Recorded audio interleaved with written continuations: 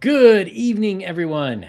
Yang Yan Jiao back again tonight from the polar apocalypse capital of the world, from his own fortress of solitude deep within the ice.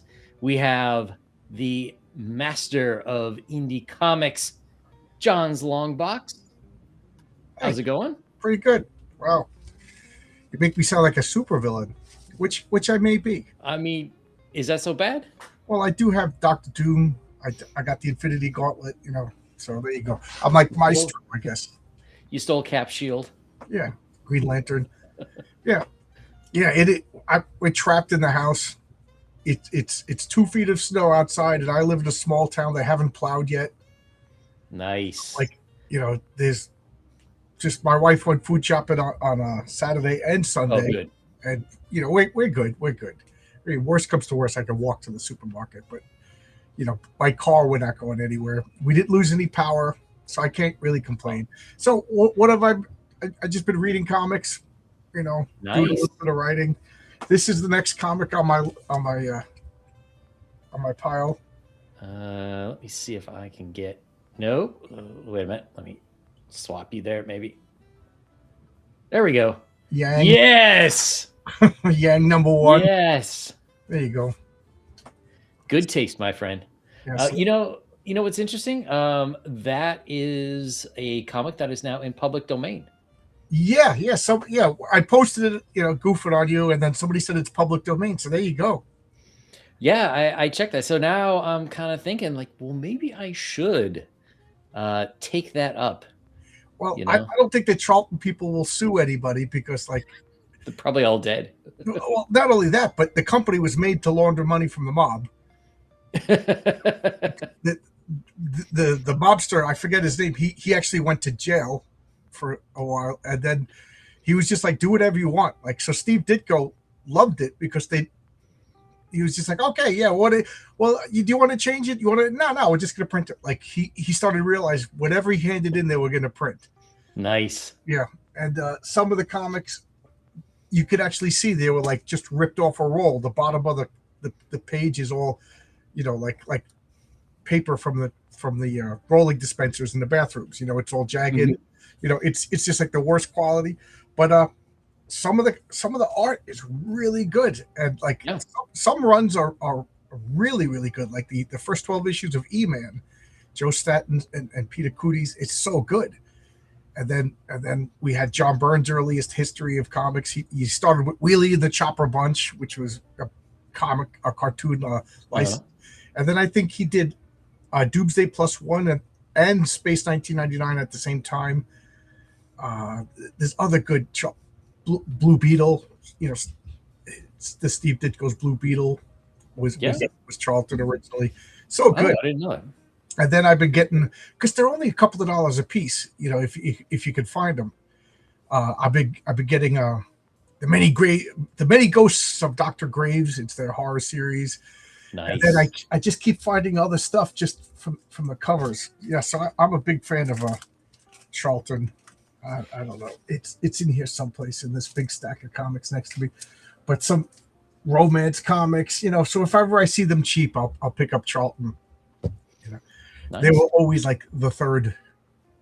In the 70s, there was obviously Marvel, DC, Charlton, and then you had the Archie and Harvey comics were all over the place.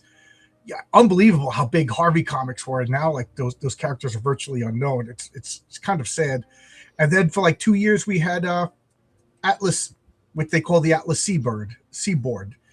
Larry Lieber and a couple other guys started their own company, and it only lasted like 2 years or so.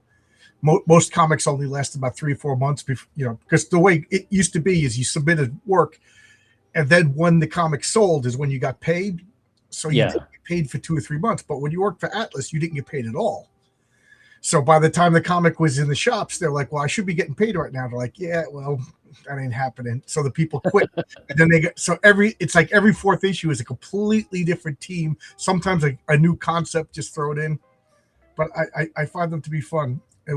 I called up Larry Lieber just out of the blue. I just got his phone number, called him up. and he didn't want to come on camera, but we ended up talking like 3 or 4 nights in a row. Oh wow! And he didn't want to talk about Atlas at all.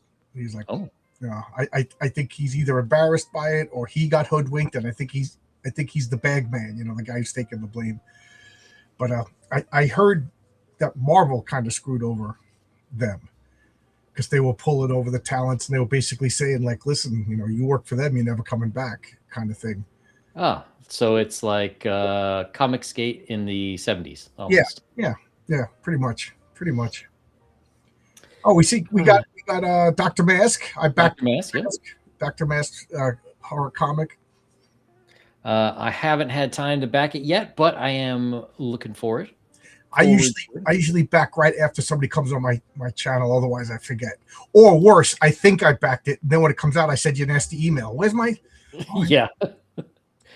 No, unfortunately Dr. Mask was on like before it launched. Okay. So it's like I gotta remember. But luckily I've seen it. And he said it's going well. Let's see here. Oh, I know.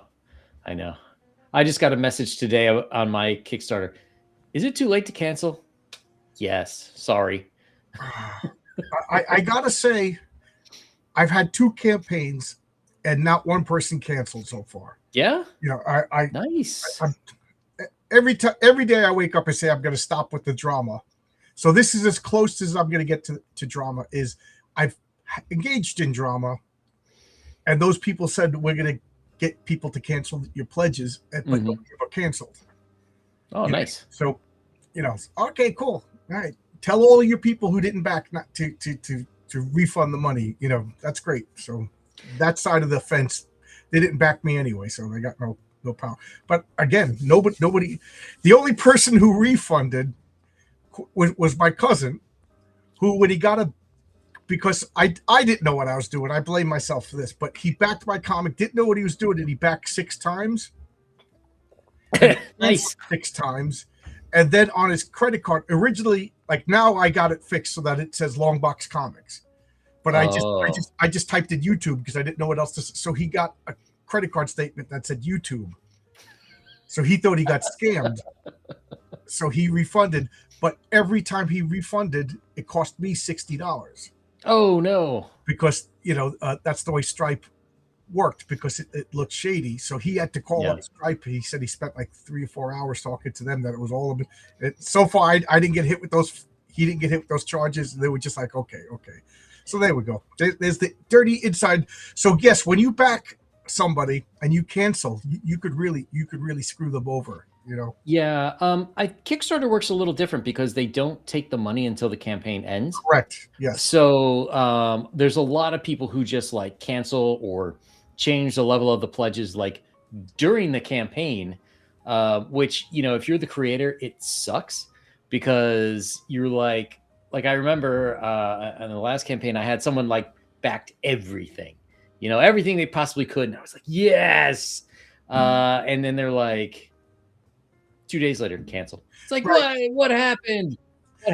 I'm of 2 minds with Kickstarter. First off, Kickstarter, out of all of them, it's been the easiest to use. Like as a creator, like to get the information and everything. Like, hey, Fabrizio, how you doing? How's it going, Fabrizio has a great comic. You could go to HoraceHoover.com, pick up his comic. I got to get the magnets. I'm really embarrassed because me and Fabrizio were talking about the magnets. I'm like, I want to get in on that. I want to make my magnets the same scale. And then I forgot to back the magnets. So as soon as they go up on the website, Fabrizio, let me know. I'll back the magnets. I got to get those. That's such a great idea. I love talking to people about their ideas. Oh, and I'll go back to that because I'll give you a scoop about one of my campaigns. I have a great idea. People say it's a great idea. Whether they back it or not, well, All right. Oh, but what I was saying about Kickstarter is, like, as a creator, getting all the information and everything, I thought Kickstarter was the easiest. It just had a little, like, it almost like an index card of Fabrizio Aiello. This is what he backed. This is his address. This is his email. Did you play? And then I could just click on it, and instantly at a site, I could see everything. Yep. Indiegogo was excruciating. I don't know how people use that as their main. I mean, I haven't done it since it switched over, and I just had such a negative experience with it. But Fund My Comic is getting there. I always, I'm friendly with Luke. He's one of my artists. Luke is the owner of. He's one of my artists. We were just talking today, and I always, any ideas for Fund My Comic? You should do this. You should do this. So that's. But I like Fund My Comic because you pay right away. Yeah. Because it's a comic book. For me, it's a comic book. It's impulse buy. Kickstarter, especially for an expensive stuff, 6 weeks later, you don't know what's on your credit card. And next thing you know, yeah, oh man, I just got my car inspected. So now I don't have enough money on my card. You know what I mean? And then, oh well, I guess I'm living without Heroic Tales, the yeah. I mean, I definitely like Dr. Mask mentions Fund My Comic. I definitely prefer it, kind of like a store. Like when I buy something, the money is withdrawn from my account. I prefer that overall. I mean, I can understand from Kickstarter's point of view, like you don't want to initiate those charges if something doesn't fund. Correct. You know what I mean? Because then potentially they're getting hit with all those $60 refunds. I don't think they don't do it so that nobody gets charged if it doesn't fund. So nobody's getting hit. Nobody's right. The only reason why Stripe did is because this guy, my cousin, he thought he got scammed, so he filed like a the chargeback. Yeah, it was 6 charges. It said YouTube, and then he realized, no, that's my cousin. It's his comic book. So I had to go and change it so that it stopped saying YouTube to it. Said because I didn't even realize that was something I was supposed to do. Again, when it came to a crowdfund, my first crowdfund, I made every possible mistake that you could think of. Even Luke was just like, I don't know how you did that. I'm like, you're here to fix it. He is such a he's drawing one of my comics today, and I had to draw 3 different panels because I was like super specific about this panel. And man, he put up with me. He's like, no, I'm not, man. I'm like, I'm sorry that I'm frustrating you. He's like, you're not frustrating me. You're not frustrating. But we were on the phone for 4 hours talking to Stripe to fix things that I messed up. And he's just like, John, let me talk. And I'm just like, you're too nice. You're not going to get. Meanwhile, if I had yelled and screamed, the Stripe girl would have just hung up on me. You know what I mean? But he got it fixed. Turned it right off. And again, Kickstarter's not going to do that for you. Indiegogo's not going to do that for you. Yeah, you'll be lucky if you actually get a person. So I'm loyal to Fund My Comic. It's interesting to me watching Fund My Comic from afar, just because it seems like they're getting more and more people. There was a core, shall we say, Comicsgate or people like in that orbit who started using Fund My Comic. Especially the smaller creators in that group. But it seems like, when I take a look at it now, like it's spreading out more and more. Yeah, well, I don't blame anybody. It's new. Yeah. You want to see what other people do. Like, does it have problems? And, and like, I felt bad. I felt like I was cheating on Luke because I was just like, okay, because I'm giving him like, a month or 2 exclusively only. And then I'll go to Kickstarter. Because sorry, Kickstarter has the name recognition. Of course. You know what I mean? So, and I'm a business. You know what I mean? I got to sell as much as possible. It's like not using Kickstarter. If you've got a comic book or role playing game, not using Kickstarter is just leaving money on the table. Yeah. And Luke understands that. So. Yeah. Plus the other thing with he gets first dance. Yeah. Yeah. Well, yeah. I mean, to me that seems like a good plan for several reasons. But one of the things with Kickstarter that I think a lot of people who don't like the platform overlook is that there are people who will go on Kickstarter and just be like, okay, what's a new game? Click, I'll buy that. Click, I'll buy that. Oh, new comics? Okay, what's the new comic? Click, I'll buy that. Click, I'll buy that. And so because it's a much larger ecosystem, people who are looking for, I've seen people who want like custom playing cards. And then like something will come up and they'll be like, oh, okay, let me check out that comic, and things like that. Whereas like so far, Fund My Comic is still like very niche. I mean, I'm hopeful in a few years. I know I got a buddy, Patio Cakes, who does gaming, tabletop gaming, excuse me. and I believe he's going to start using Fund My Comic for his project soon. So, I mean, to me, it's sort of like peanut butter and jelly, because people who like gaming generally grew up on comics, and there are a lot of comics people who like gaming as well. So if, Fund My Comic can start to get a little more of that business, I think it's good cross pollination, so to speak. Fabrizio says, for me, Kickstarter fraud spam was pretty intense as soon as I started. Yeah, Oh yeah. I started getting a lot of like messages, hello, and one of them, it was like, hi, I love your comic. The women look real beautiful. Do you do commissions? So that doesn't sound like a bot. And next thing you know, I started talking to, I was like, oh, this is a bot. But they got me. You know what I mean? I didn't go anywhere with it, but I do. I get a lot of messages from Kickstarter that I'm like, just sorry. So sorry if anybody's ever messaged me on Kickstarter. I probably ignored you, because if Fabrizio is right. One good thing that you guys as backers probably don't know about Kickstarter is, so Yang backs my comic. I don't know his name. I don't know anything about him until he fills out a survey. Yep, so it's like you can't like abuse people, and I have to like sign like a document, a digitally signed, that I won't use this for doxing, for spamming, and blah blah blah blah blah. You know what I mean? So Kickstarter's probably the best as far as backing goes. Like I've been backing Kickstarters now for like 10 years. I've never had a problem. Indiegogo, I'm amazed that I even found the information to send out your stuff. It is so, again, they redid it, so I'm hoping it's easier. But and then Fund My Comic, it's like a big list, and I just go down the list. But I just wish that I could click on the name and then like a Dropbox with encapsulates. Like that's what I suggested to Luke, and he went, good idea. Because sometimes I have to expand. Yeah. So like when it comes to Fund My Comic, I got to make it like, I think I'm going to number everything. Like, so if you order issue number 1, that's the A tier issue, so I could just see the first letter would, okay, they got G, and G is this. Oh, they got G and H, kind of like the old Monster Manual, the treasure guides at the end. Remember, treasure is A, G, Q. Okay, H and Q. So it always comes back to D&D. Yep.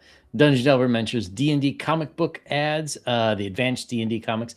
I did take out some ads for my first campaign on Alterna. They weren't very expensive, and I thought, well, let's see how it does. So they were fun. Hey, Bob Jester. I took out an ad in King Cryptid 13. I'll have a full page edge for Heroic Tales. Like you said, it wasn't too expensive. And then I'm not a graphic designer or anything, so I just gave Pete Samedi all the graphics and then threw him an extra couple of dollars to put the ad together. So I have no idea what the ad looks like. If he's mad at me, it'll look like her, whatever. But you said the D&D ad, so Dungeon Delver, you'd probably be interested. I had Jeff D, who drew all those D&D ads, and Bill Willingham on my channel, the past couple of weeks. So, I'm sure if you're into those ads, you know who those names are. Yeah. I got this because of Jeff D. I broke down. I got the 3.0 here, the 3.0 Villains and Vigilantes. Oh, he did the art for that too? Yeah, well, yeah, he's him and Jack Herman are the owners. So I read up to page where am I? I read up to page 9, and then when I got to the gender identity and sexual so you could roll out to see if you are non-binary, cisgender, or asexual. I stopped reading. Delver says, met Jeff at page 3. Fun to talk to. What is page 3? A convention? Was that the one in Philadelphia, Dungeon Delver? Yes, Jeff D wrote V&V. Him and Jack Herman are the creators of Villains and Vigilantes. I literally put it down on page 9, so I don't know how the powers work and everything, but I skimmed through it. It looks more complicated than Villains Vigilantes, and he changed the name to Mighty Protectors because he lost a lawsuit and can't use Villains Vigilantes. That's still owned by Fantasy Games Unlimited. And in talks with Fantasy Games Unlimited about making a supplement for Villains Vigilantes, the second edition. But like he was like, okay, we'll get started. I'm like, no, I just wanted to see if you'd willing to work with me. I got like 2 or 3 more comics to come out because I don't want to put these characters in a supplement and give away all their secrets. So he was like, oh, yeah. But and if I don't know how much Dungeon Delver knows about me, but if you get like my comics, I have cards, and on the back it's Villains Vigilantes character sheets, which a couple of people who never played role playing, they busted the chops of my graphic designer. And he was like, I did what he asked me to do, guys. I don't particularly think it's good looking either, but that's what he wanted. And then I had to go and save him, going like, don't bust his chops. It's a character sheet. It looks exactly like the character sheet. Yeah. That's it. That's interesting. The last official Villains Vigilantes, that was a long time ago, wasn't it? They're still making stuff, believe it or not. Scott Bizarre sent me check this out, Vault of the Dro, second edition. Nice. Yeah, I still buy D&D stuff because I'm a crazy person, even though I literally haven't played since the 80s. But he sent me a big stack of the newest Villains Vigilante stuff. So I wonder if he's mad at me. Like, I just sent him a big stack of Villains Vigilante stuff, and he's not willing to start working on. But I sent him my comic book, so. Well, that's cool. Yeah. So, in the Heroic Tales universe, it sounds like you've got a bunch of different books underway at the same time, not just Heroic Tales number 3. Anything you care to talk about? Right. Anything you can mention? Yes. So my next campaign, which will be, the comic will be complete before I start. Nice. So Heroic Tale, Patriarch number 1 is my next comic. It's 45 pages of comic book art.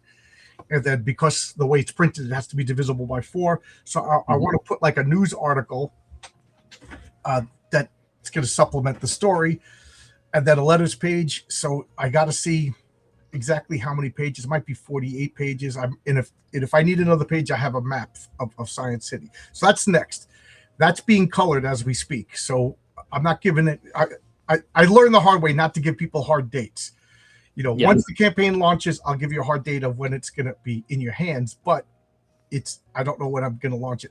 Then, because a bunch of people liked my character, King Fu, they're like, when's King Fu going to show up? When's King Fu going to show up? And I was like, let me see as an experiment, how fast can I make a comic? So I already wrote the script.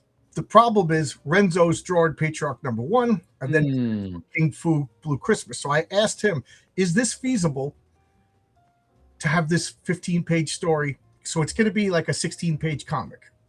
Maybe we'll make it 20 pages with some letters page and pinups or whatever.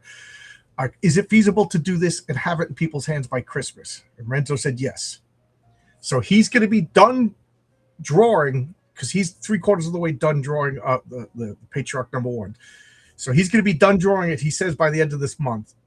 And then he's going to do his fastest speed on a King Fu Blue Christmas. So I might even have the King Fu launching first. That'll be on Fund My Comic. And just as a sad aside, Renzo lives in Jellicoe. Do you know where that is? Oh, wait, isn't that where they just killed that warlord? Yeah. Oh, so I didn't even think of it, because I don't, like most Americans, I don't know where the cities are in Mexico. So he lives right where the fight. So I didn't hear from him for 2 days. So I was like frantically, I was talking to Oscar, my colorist, who lives on the other side of Mexico. He's like, yeah, Renzo's fine. I'm like, yeah, but I haven't heard from him. So he's just like, yeah, I was sleeping. He goes, we can't go out. He says it's they got the blinds drawn. He's locked in his house. His wife and kids are safe. And he just looks out the window and he says, it's spooky. He says, we got food for 3 days, so let's just hope that and he goes, on the bright side, I got nothing to do but draw your comic. I'm like, that's besides the point. I just wanted to know if you were okay. So he's working on that. Oh, and I wanted to say high ticket items. I thought this would be fun. Do you know that image, that photograph of Elvis shaking Nixon's hand. Oh yeah. So I was thinking we do add-ons for anybody who wants. We have King Fu shaking your hand. So, Oh, that's I'm pretty going to cool. add that as an add-on. Renzo will get the money for that.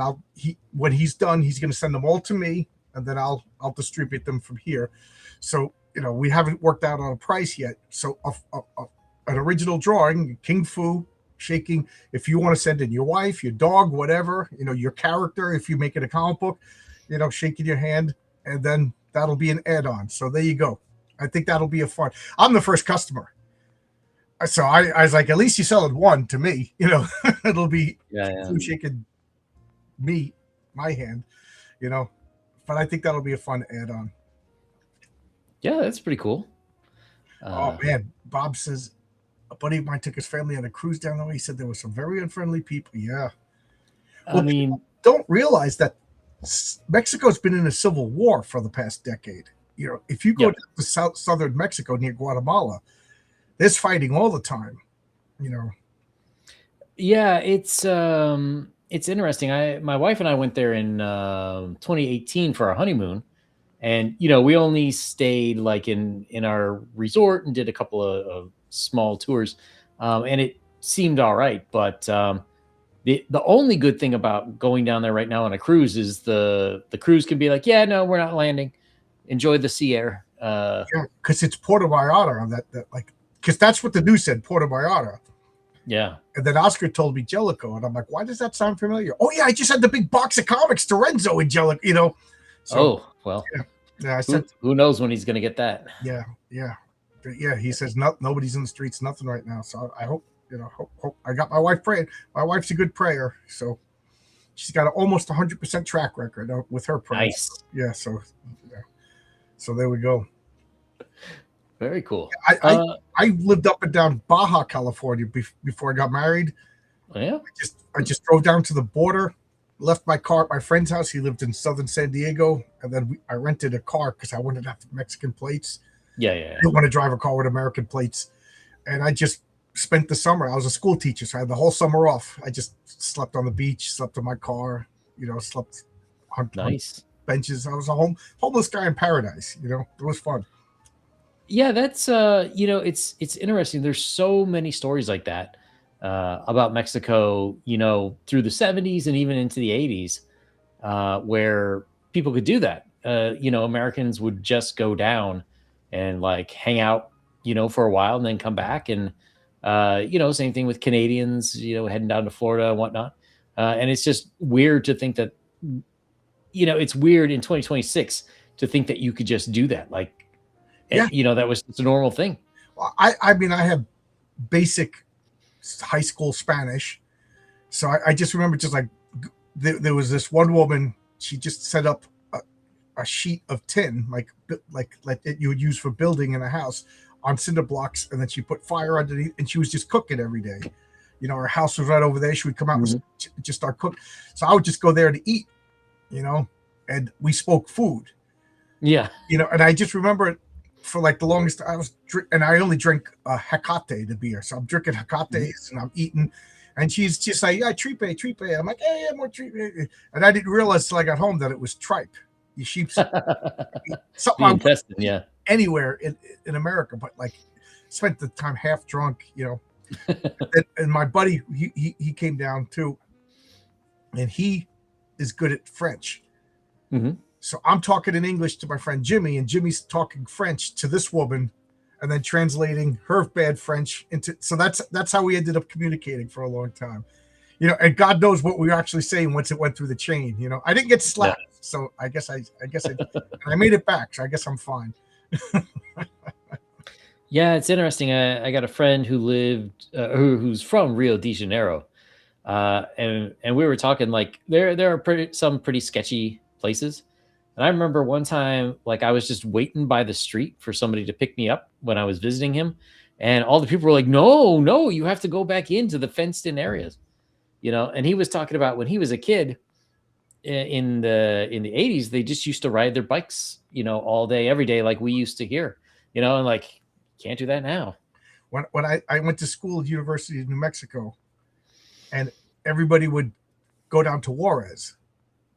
You know, that's the Mm-hmm. border town in New Mexico. And I was like, I don't want to go. I don't want to go. You know, like what's Tijuana Yeah. is so big that you can't really. But Juarez, you know, I never even heard of it. So I was just like, I don't know. My gut told me. So we went, and then we went into a museum, like a small museum. I'm trying to remember the name of it. And the girl that I was kind of on and off against seeing, her roommate is like a movie star gorgeous, you know, like Oh. just movie star gorgeous. Mm-hmm. And the funny thing is she's actually Mexican from Mexico City, you know. So they stopped her, they accused her of stealing, and they strip searched her in front of everybody, you know, had her doing jumping jacks and everything. And they're like, okay, you didn't steal anything. And then I'm like, okay, the rest of us. They're like, nah, you guys can't. Like, they, you know what I mean? And what you go to the, I was like, get in the car, let's get out of here, you know. And I lived in New Mexico for 7 years. I was one and only time. I'm like, I'm not. And I would tell other people, oh, that's not going to happen to me. I'm like, okay, I'm not going. Like, I was dating another girl, and she's like, we're all going to Juarez. You could drive us. I'm like, nope. I'll sit here and do homework for the weekend. I am not going back. You know. So yeah.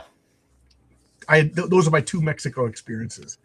One was great. I lived like Magnum PI, just on the beach, you know, in my Hawaiian shirt, you know, just talking to friends. But that was Baja California, and then this was Juarez, you know. And there's stories of like, you go down there, they just shake you down, arrest you, call up your family, get money, you know. And this is the police doing it. So I'm like, I'm getting out of here. I'm not going back.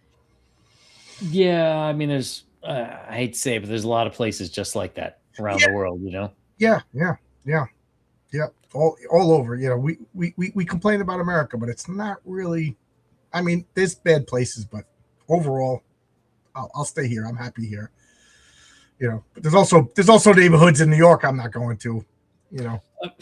Well, I'm trying to avoid New York altogether. Yeah. Even the airports. Yep, that's where I work right now. I'm working at the airport. Well, who wants to vacation in Mexico anyways? You know, Mexico's gorgeous. Yeah. Like I said, I went to Playa del Carmen for my honeymoon. I mean, it was awesome. We thought we were going to get hosed because we went in November and it was forecasted for rain every day. But what we didn't realize was it rains like 1 to 3 in the morning. Right. And then the day is like perfectly sunny. Yeah, when I was living those six weeks, it would rain early in the morning, you know, and even if I was like sleeping on the bench, I'd get wet, and then like an hour later, it's as if it didn't rain, and it was beautiful out. You know, it was fun. I enjoyed. I would like to go back, but you know, it's different when you're young and single. Yeah. We keep saying we're going back, but maybe not now. Yeah. Maybe we'll wait a little while. Like I always said, like, if you know, I'm gonna work and I'm gonna go like retire at like Belize or Mexico, someplace where I could, you know, my pension, I'll live like a king. You know, then when you're married, your plans change. You know, my wife wants to move to Alaska. I'm like, that's expensive. We're not moving to Alaska. Oh no, and it's cold. She's been like, her Canadian powers activated. She's been outside like, oh, it's been an hour since I shoveled. I'm like, you know, she's outside brushing the car down, making a path for we got stray cats. She's making sure that they have a path to the food. And she, you know, and then the street has not been touched. It's just, you could see, it's just like a 2-foot cliff at the end of our driveway. And then this, you know, the city, and I can't help you. Like, what am I paying property taxes for? They haven't, and I got that Ring camera, you know, all day long. When are they going to plow? When are they going to, you know, how they have a community feature? Like, normally it's like, oh my God, did anybody just see that fox? Did anybody see that? Did you see a fox? I just saw a fox. That's all they talk about all day long. Now it's been, has anybody gotten plowed? Anybody gotten plowed? So I got like a 6-mile radius. So I know that I haven't been plowed in 6 miles radius around my house. Yeah. You live in a warm state, right? You're not dealing with the snow. What? Right? Oh, heck no. I live in the Great Lakes area. Oh, I don't know why you're in Florida for a second. I wish. I don't know. All the Florida people complaining about the cold. Looking at you, Dungeon Delver. Yeah, what is it? Like 46 degrees? Like yeah. No, I think he said it's going down to like the upper 20s, but like, a week or two ago, we were getting like highs of 2. So, I'm happy. I'm not complaining now. It was like 30. It's like, Yeah, yes. I work in construction, so like I got a roof over my head, but no walls. So it's cold. I got my thermals on and everything like that. And just last week, it was like 35 degrees. And we're like, oh, it's finally warm. Finally warm. 35 degrees. It's finally warm, Yeah, it's 30 degrees right now. Up yours, I'm cold. Pants, Dungeon Delver. Yeah. Long pants. Cast a fireball. Yeah. Yeah, no, it warmed up here last week. Last week it was actually nice, but it went from like, 2, and then the next day was 37. And I was going to the supermarket with my wife in the car, and she's like, and she's all bundled up like it's still 2 degrees. I'm like, no, you won't need that. And she just ignored me. So we get in the car. She's like, oh, I'm so hot. I have to take this off now. At 37. Yeah. I have a rule where I wake up, and if I see a 3, I put my thermals on. Yep. I kind of got screwed because last week when I woke up, it was 3, but it was 39, and it was like almost near 50 by the time I got to work, and I was like, nice. Oh God, I'm dying now. So now that you're on this kind of crazy schedule, usually, yeah, I know. How does that affect your creating comics? Like, is that better because nobody's around to bother you, or is it does it make it worse? I'm like anal retentive. Like I people like, how do you write? And I'm like, just tell yourself to write for 10 minutes, but I never follow my own advice. It just sounds like good advice. Just say you're gonna write for 10 minutes, yeah, nigga. But like the way I work is I come up with a story, I get inspired, and then I literally daydream about it for like a month. Like that's my plot, my daydream, and and then it's an hour commute to work. I'll turn on Grok and I'll ask it to repeat back. Like I'll dictate a story and have it repeat back to me, and so I actually have like different versions dictated, and then I need to know that I have at least 4 hours of uninterrupted time. So it's good now because I'll get home at midnight. My wife will go to sleep, and there's nobody in the world, you know what I mean? So I could get stuff done. The problem, like when I'm working my regular shift, I'll come home. It's now 5 o'clock. Me and my wife will do something. We'll do this. I'll stream at 7 o'clock, and then I got to go to bed at 9:30. So like on my regular shift, or regular 9 to 5, I only write on Sundays because I'll wake up, I'll do my Sunday stream, and then I got the rest of the day to write. But now I can come home from work and write. I have that 4-hour block that nobody in the world is going to bother. If anybody's calling me at 2 o'clock in the morning, it's an emergency. You know what I mean? So yeah.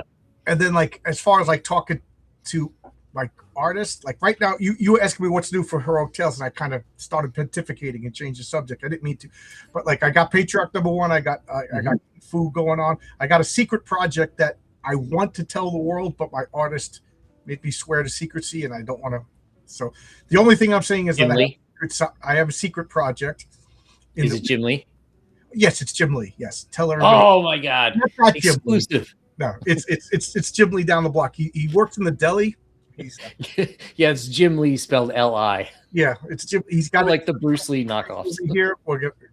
No, I just can't tell, but I got to respect my artist's wishes because he kind of just wants to see ta-da, and just have a. So that'll be a one shot. It's all within my universe. And then I got like Stippling Vaughn's writing a story called the Printer's Devil. It's set in colonial America. Ooh. I got Marcus is drawn by Public Eye. He just finished the first page. It looks so good. So I got a whole bunch of people. There you go, Vivian Lee's. Yeah.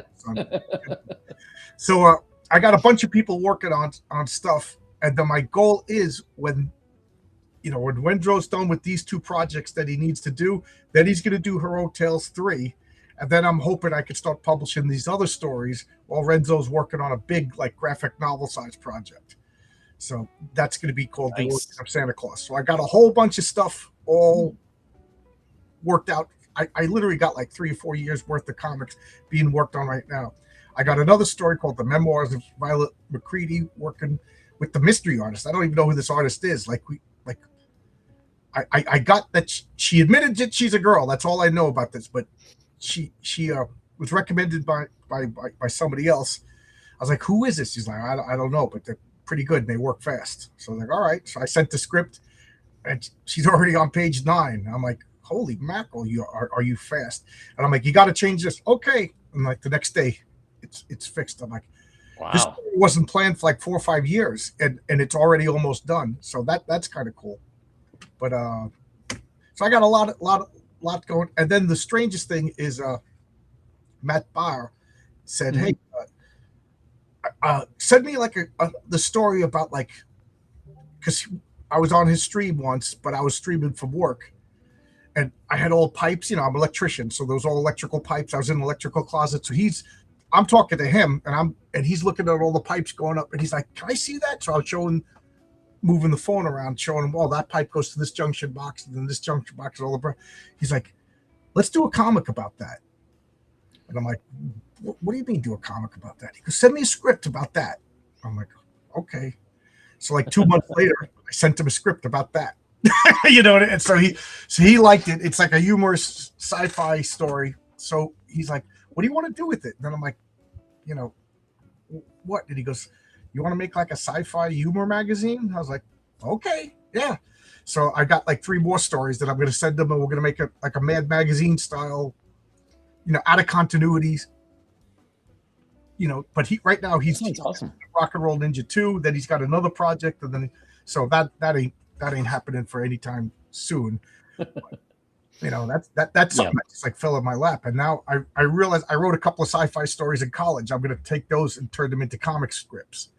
Oh, nice. But his criteria, he wants it family friendly and humorous. He wants to be able to share with it, because the first science fiction story I sent to him, he's like, I mean, it's the darkest thing I ever wrote. It's legit like R-rated horror, and he's like, I don't want to even touch that. So I was like, okay. Yeah. Well, I'm sure 19-year-old John was all into the grimdark, like all 19-year-old boys are. Well, the funny thing is about the sci-fi story is me and Tonic Ball watched Aliens, and then we made a stream about it, and then we both just had an idea, like let's make like a near future horror series, So nice. He came up with the universe, and then I was like, okay. So I was like, this is my idea. He goes, that's great. So we're gonna call it Dark Space.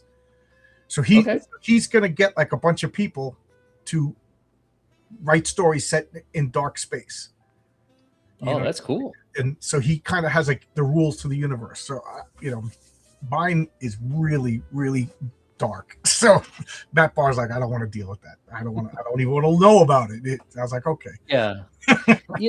It's kind of a shame. Like I do wish in the indie space that there were more books aimed towards kids, or I shouldn't say kids necessarily, but all ages, family friendly sort of books. But the problem is, kids aren't the ones buying them, and usually it's adults buying them for themselves, and they want a little something more adult. So it's a shame, because if there were more books that kids could read, hopefully we get some more hooked. Right. Just like there's one except there's Keith Gleason has The Mighty Mascots. Yes, and that's like it's like a Saturday morning cartoon. I got issues 1 to 10. They are completely family friendly. It's not too expensive. I bought the whole 10 issue bundle all at once. Mighty Mascots. If you look it up, Keith Gleason, Mighty Mascots, and he likes doing family like. There's a couple of like all ages to me is like Bronze Age Marvel. There's some violence, there's sexual suggestions, but nothing R-rated. When I say all ages, it's like PG-13. Yeah. One backer got a little upset. I'm like, you said it was kids comic. I said, I never said that. I said it was all ages. Empire Strikes Back was all ages. We still had a guy get his arm cut off. And Aunt Beru is on fire smoking in front of people. You know what I mean? Like. So that's what I would do. Now, I would like to do a kid friendly comic, meaning like all ages. Oscar, my colorist, he has in Mexico kids comics, and they look like Saturday morning cartoon comics come to life. Mm-hmm. And I was like, yeah, let if you want to come to me with the complete comic, I'll run a campaign. We'll translate it into English, we'll translate into Spanish, and see. But like, I'm not going to lay out the money for that, but like, we'll see if we could make a kid friendly. It looks so good. I said, I don't even want any money out of it. It would just be fun to make a kid's comic. So we'll see. Right now, he's doing a comic for me called Eddie is Doomed, another project that I'm working. Yeah. That's not kid friendly. That's legit R. That's Love and Rockets meets Crisis on Infinite Earths. Oh, yeah. Yeah. What you've mentioned that before. When can we expect to see it, more or less? Oscar is into it. So the thing about that is, I was on a stream with Tonic Mole, who does a great comic called Saving the Universe, and somebody said, "What is your next comic going to be about?" And as a joke, I just said it's about a comic book fan who has to move out of his parents' basement. That's like the stereotypical joke, and everybody laughed. And Tonic Mole sends me a message. That's the greatest idea for a comic book ever. So we just started joking about it, and then I was like, "No, this is a good idea." And he was like, "Yeah." So I wrote a script, and Oscar is going to. Tonic Mole is drawing the real world, Eddie, and Oscar is drawing the comic book world. So Eddie is 35 years old. He's a supermarket manager, and his father is like, "I'm retiring. The house is too big." You find out through the backstory that Eddie's mother and sister died in a car accident. So the father is just like, "I'm only living here because Eddie lives here, but it's expensive. I have too many memories." So he's like, all my friends retired. He's a retired cop. He's like, "I'm moving to Florida." And Eddie's like, "How can you do this to me?" Like, he's just a spoiled. He's not a bad person. He just took the easiest path of life. So now he's got to move out. And then, so he's just like, "Oh my God, my father doesn't." Meanwhile, his father's suffering. You know what I mean? Yeah. Doesn't see his dad is suffering. So he goes to the comic book store, and he's like, "Can you believe my father's making me move?" He's 35 years old. He manages a supermarket. You know what I mean? Like, my father's making me move out. And the guy at the store, he's just like Eddie. So he's just like, "Oh my God, that's a sweet setup, man. We used to play Dungeons and Dragons in that basement." And they're commiserating. And then he's like, "What's this?" And it's called Doomed Earth. And it's by Top Comics. Eddie collects everything by Top Comics. He's got every Top comic ever in existence. He's an expert on Top Comics. And the continuity is ending. So it's like he has no solace in the comic book world. Everything is changing. His real life is changing, and his comic book world is changing. So Eddie is doomed. That's the premise of the comic. And so Oscar is drawing like Silver Age DC style stuff, and then Tonic Mole is drawing like Love and Rockets type, the real world. And then, poor Eddie, he's doomed. That's all I'm gonna say. But what are we waiting for? Tonic Mole is working on 3 comics right now, so that's a lot to do.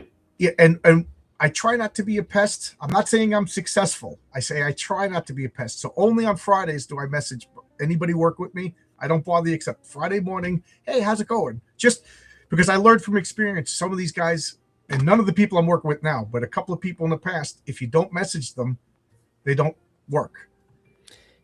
Yes. Well, I mean, sometimes I think they forget. Right. I've got the same thing. It's I always call it like, how many times can you poke someone with a stick before they punch you?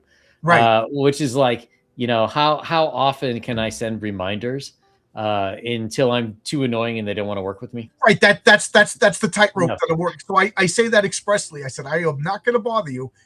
I'm just going to send you a Friday message. And, so I could just picture everybody I work with like, it's Friday. It's anytime now, usually around lunchtime, because I would do it at work. At lunchtime was noon, so now I do it at noon too if I'm awake on Fridays because I got this. So like, and most of the guys like, "Yeah, cool. This is the project." And a couple of guys like, "I haven't touched it in 2 weeks." And then some of the guys just haven't replied in months. Like, are they still working on my project? Do I give their script to somebody else? And then it's funny Yeah. because they all seem to have the sonic sense when I'm about to say I'm done working with you. I found somebody else. Like I'll be like, it's Friday and I'm about to send the message, and all of a sudden, look at these 3 pages. I'm like, oh. But the thing is, I'm so far ahead that it's okay. You know what I mean? Mm-hmm. Like, yeah, stop giving young management ideas. But I learned like I said, I made every mistake in the world. Like I'm so far ahead. Like this girl, all I know about is it that she's a girl that's working on all my stories. She's like rushing. And then she was like, I'm going away this weekend. So, don't be mad. I'm like, dude, even if you finish tomorrow, this comic isn't coming out for 2 years. So go on vacation for a month as far as I'm concerned. And then I made the mistake of telling people no rush. No rush means don't talk to me for 8 months. And then I wonder if it's working, So, so I know. I had one guy that's been working on page 1 for over a year. It's like, oh, dude, come on, just submit it. But overall, like everybody's good. I had one guy that was like, yeah, I'm dying for work. You got a good reputation. I liked your comic. Okay. Here's a script, right? We were talking through direct messages. I said, give me 20 minutes. I'm going to find the script and I'll send it to you. Before I found the script, he was like, oh, dude, I can't do this. I'm like, you didn't even get the script yet. He's like, yeah, I can't. I was like, ooh, dodge that bullet. And then I found out, like, this is the reason why some other guys' campaigns are late. I'm like, okay, ooh, geez. Yeah. It's just a nightmare to get, because I'm such an anal retentive. Can you imagine if I had like 7 pages out of a 13-page story and then the guy quit? Yeah. I would have to start all over again. I couldn't just have a completely different style. Yeah. Yeah. I mean, that's for me the biggest problem with comics, is like it has to be. I mean, you can, like, if you have 2 different stories in the same book, they can have like different styles. But you whatever you contract that person for, like they have to produce that, or else you're screwed. If you were like an author and you just need like let's say chapter images or some spot illustrations, or you're doing like gaming, you can have a bunch of different styles and it can work. But like, man, comics, like, yeah, I want one artist per story, and I want one artist per character.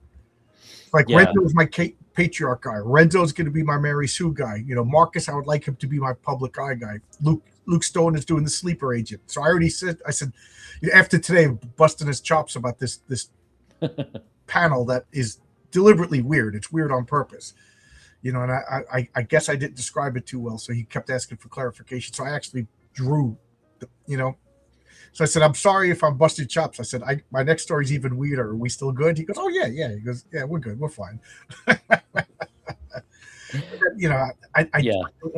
don't want to change. I want like, this character is going to be associated with this artist, hopefully forever. I got so many ideas. I could do this forever. Yeah. Like I always hated when Marvel would do this every now and again. Like they'd get behind on issues. So they would have like 6 different artists, and everybody would get like 2 or 3 pages. Yeah. And it's like, I remember very specifically, there was one near the end of the original run where it's like Mark Silvestri did 2 or 3, Jim Lee did 2 or 3. Maybe it was even Rob Liefeld did 2 or 3, and it just looked weird. Yeah. Rob Liefeld did 2 or 3 pages too many on that book. Yeah. Yeah. I kind of feel bad. Like I really respect Rob for how much he loves comics. Yes. Like that you can never say that guy didn't love what he was doing. Absolutely. But I was never into most of it. No, I like Rob Liefeld, and I was one of the meanest people online over him. So if I ever met him, I feel like I owe him an apology. Rob, I like you. You yourself seem to be a good, gregarious, comic book loving guy, but you, as a person, were a net negative for comics. He had a negative. His art was terrible. Image Comics, all it did was pull all the talent away from Marvel, and Marvel got too shy about given anybody superstar status again.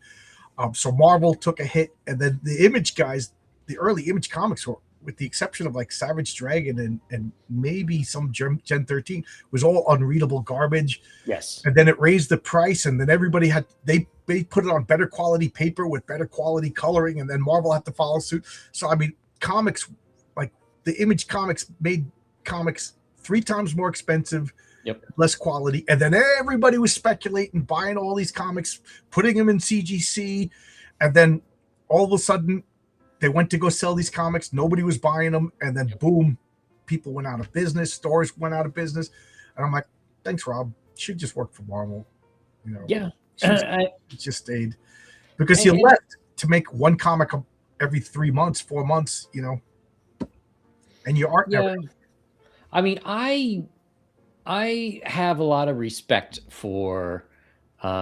The Max was one of the exceptions. Max was good. Max was an exception. Yes. Like, I always say that, like, yeah, you know, people are short. Women are shorter than men. My sister's taller than men. Yeah. But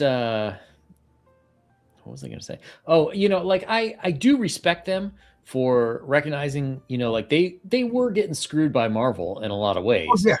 And, you know, a lot of ways, like Marvel dug its own grave. But I mean, I think Marvel should have made their own, like, creator owned, or like some sort of a like a more adult imprint. Well, to give them. They had Epic Comics. Right? But wasn't Epic? Oh no, that was Star. Yeah, Star Comics was for kids. Yeah. But what do they have with Epic? Epic, the Epic line, they had you know, Gru the Wanderer. Oh yeah. You know, they had Epic Magazine right over here. This was Marvel Comics directly competing with Heavy Metal. You know, so Epic. I don't remember Epic really taking off that well, though. Not like Vertigo. Vertigo, yeah. Epic was first, and then Vertigo followed suit. And I don't know. I think it was that Karen Berger was a better person to work with, so I think she kind of siphoned off everybody from Epic, because Marvel is still Marvel. They probably didn't give you the great deals or whatever. And then Vertigo. Then after Vertigo, boom, Epic kind of disappeared. And then Image. Once Image realized we are heading down into the abyss, they started, I don't know, emphasizing quality or whatever, or maybe they just paired up good writers, because they kind of did the same thing that Vertigo was doing. Bring your creator own stuff here. We give you deals. We publish, and they kind of put Vertigo out of business. You know, I think everybody, like, you know, Marvel did it first, then Vertigo kind of give you a better deal, and then I think Image deal. Well, I think too with Vertigo is DC kind of pissed off Alan Moore, and Gaiman was kind of done with them, so they kind of lost a lot of their big writing stars. Right. Yeah. Neil Gaiman. I think the first I ever heard of him was DC with I'm pretty sure it was the Books of Magic, and then he went right to Sandman. Yeah. So I'm sure he did something for Marvel, but I just can't. I know he did the Eternal here. No, sorry, I meant Vertigo. That was Vertigo's problem. Is they pissed off, you know, most of their good creators, and not that it was bad, but like, you know, it's same thing with like for all the Marvel artists going to Image. It's like once you have that high quality of writing, and then it's like kind of writing, you know, it really stinks up the whole line, even if it's not necessarily bad. Yep. Dungeon Delver says the one by Rick Veitch. That is a comic I absolutely love. A 6-issue series. Rick Veitch is the one. Very influential in my role playing game. I basically like copied it whole cloth into certain events, because nobody read it in my group but me. Yeah. So Vertigo to me was always like, we're going to emphasize good storytelling and writing, because some of the art was abysmal, but it was always a good read. It was like the opposite of Image. Yeah. But here's Yes. the thing: Alan Moore was never in Vertigo. You know, he left before Vertigo even started. I think, Did he? yeah. Swamp Thing is like the grandfather of, Yeah. of Vertigo, but Alan Moore's Swamp Thing was never Vertigo. I think Rick was the first one to actually be under the Vertigo line, and I think at that point, Alan Moore was pissed off at DC. And you know what? I know Alan Moore is a prickly pear, but I'm like, what were you thinking? Like, you're this magical genius? Because he signed a deal with the Watchmen that says he gets the rights. What is it, like 2 or 3 years after the, so if DC published the Watchmen for 2 years, all rights revert to DC. They keep publishing it. You know, what did you think? What did you think, Alan? Like, it was never going back to you. It was never ever going to go back to you unless it was a bomb. Yeah, I mean, so DC always churns out another printing. I guess maybe he'll get it now that they destroyed it with this terrible TV show. No, they'll because there's always enough old school comic fans. Even though people have like 8 different copies, they'll still buy another one. So he's mad, and then he went to Wildstorm, which was Image Comics, and he did ABC Comics, which are awesome. Anything you see by ABC Comics, America's Best Comics, just buy it. You had Tom Strong, Tomorrow Stories, Promethea, Top 10, and I know that there's other, the League of Extraordinary Gentlemen, and then Wildstorm was that Jim Lee sold to DC, and then I think nobody told Alan Moore. He's just sending scripts by carrier pigeon, and then he's like, I work for DC again. Maybe he got a check that said DC on it or something like that. Oh, could be. He abruptly canceled everything. I don't blame him. But what is it about all these British authors who think they're wizards? I get a big kick out of Grant Morrison and Alan Moore. Yes. Yeah, and Grant Morrison is into chaos magic, and Alan Moore, I forget what type of silly magic that he's into. And these two egomaniacs, I like to think, like, supposedly they don't get along. I wonder if it's ego, or I wonder if it's kayfabe. I don't know, but supposedly they've been having a wizard battle. Yeah, the past 20 years, and I don't know. I'm kind of rooting for Alan Moore. I like them both, but Grant Morrison, every time I see him in an interview, Alan Moore still kind of has like a childlike charm, except for recently. Yes, recently he was kind of nasty and a jerk. Oh, Grant Morrison has always been pompous. Yes, that one thing I really wanted to ask Mark Miller when he was on was like, so are you a wizard too? Just to see, like, maybe it's all of them. Answer, like, after reading some of the stuff he writes, but he said that Alan Moore would go to his local comic store, and he was like a little kid, and so he was in the comic book store, and he was talking to Alan Moore, and Alan Moore was like, "Hey, did you ever read this comic?" And he's like, "No." He's like, I don't have that. Like, this is Mark Miller told us on my channel, so it's and he's like one of 7 kids or something like that. So he's like, I only have so much money, so I get this and this and this and this. So Alan Moore gave him money to buy a comic, and years later he found out that it was an Alan Moore comic. So he went and talked to him, and then like he struck up a friendship with him. So I said, so what is he like? He goes, it's all an act. He's the nicest, sweetest guy in real life. You know what I mean? Which I could kind of believe. Like, he's, it's an interview. Let me put on my silly rings and talk crazy, But I don't know if you know who Captain Beefheart is. Don Van Vliet. Don Van Vliet is like a musical genius, and he said that he was a spoiled brat as a kid. He goes, my parents gave me everything I wanted, so I'm not used to people saying no to me. So if you could read buy his records, and it's totally insane. And he's like, you criticized him, he walked. He went to another label. And he found out that one record label like remixed his stuff, added backing vocals, stuff like that. He's like he could put a curse on that record, and he kind of looks like Alan Moore. So I kind of, like Alan Moore said, he goes, I was the infant terrible. My parents never said no to me. I got whatever I wanted. And that's what I like, and that's what I'm used to. Like, he admits that he's a spoiled brat, so he gets points for being self-aware. Like, does Grant Morrison know he's a pompous ass? Like, I saw him at a Comic-Con. Me and my wife went to a Comic-Con, and he was walking around.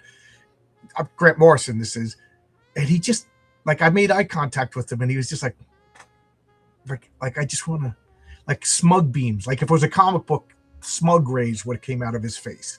He was just, and then he had like bodyguards around him, and they were like pushing people to.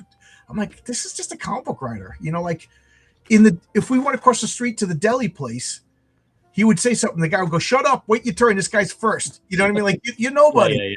Yeah. Whereas I could see more would probably be like, I'm in a deli in New York, and like everything would be exciting. I don't know. I just like Alan Moore too much. I know I'm one of the last holdouts. I mean, everybody gets old and grumpy.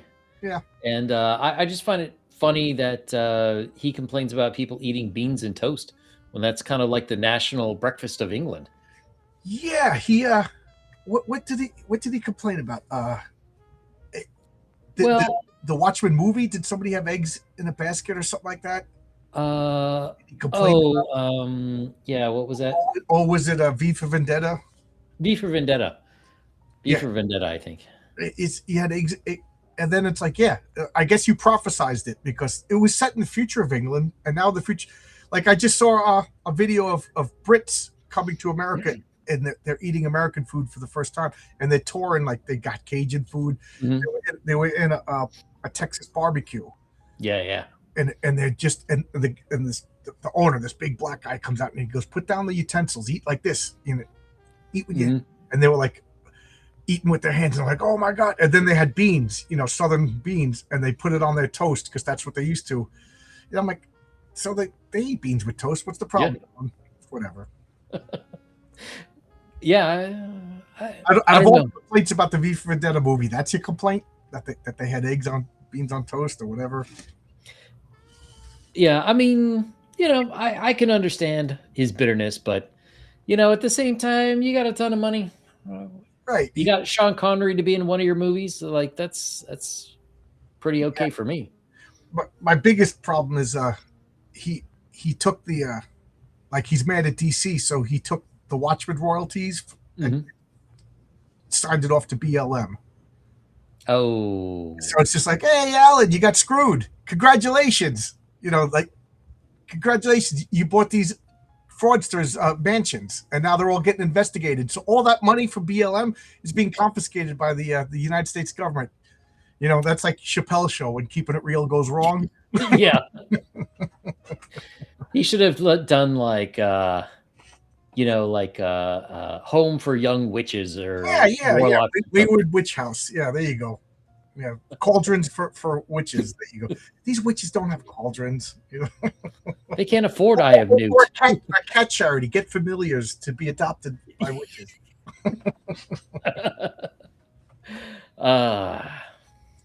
That's actually pretty funny. That's like, because I'd like to put like goofy ads in Heroic Tales, so maybe I'll do that. A cat familiar charity.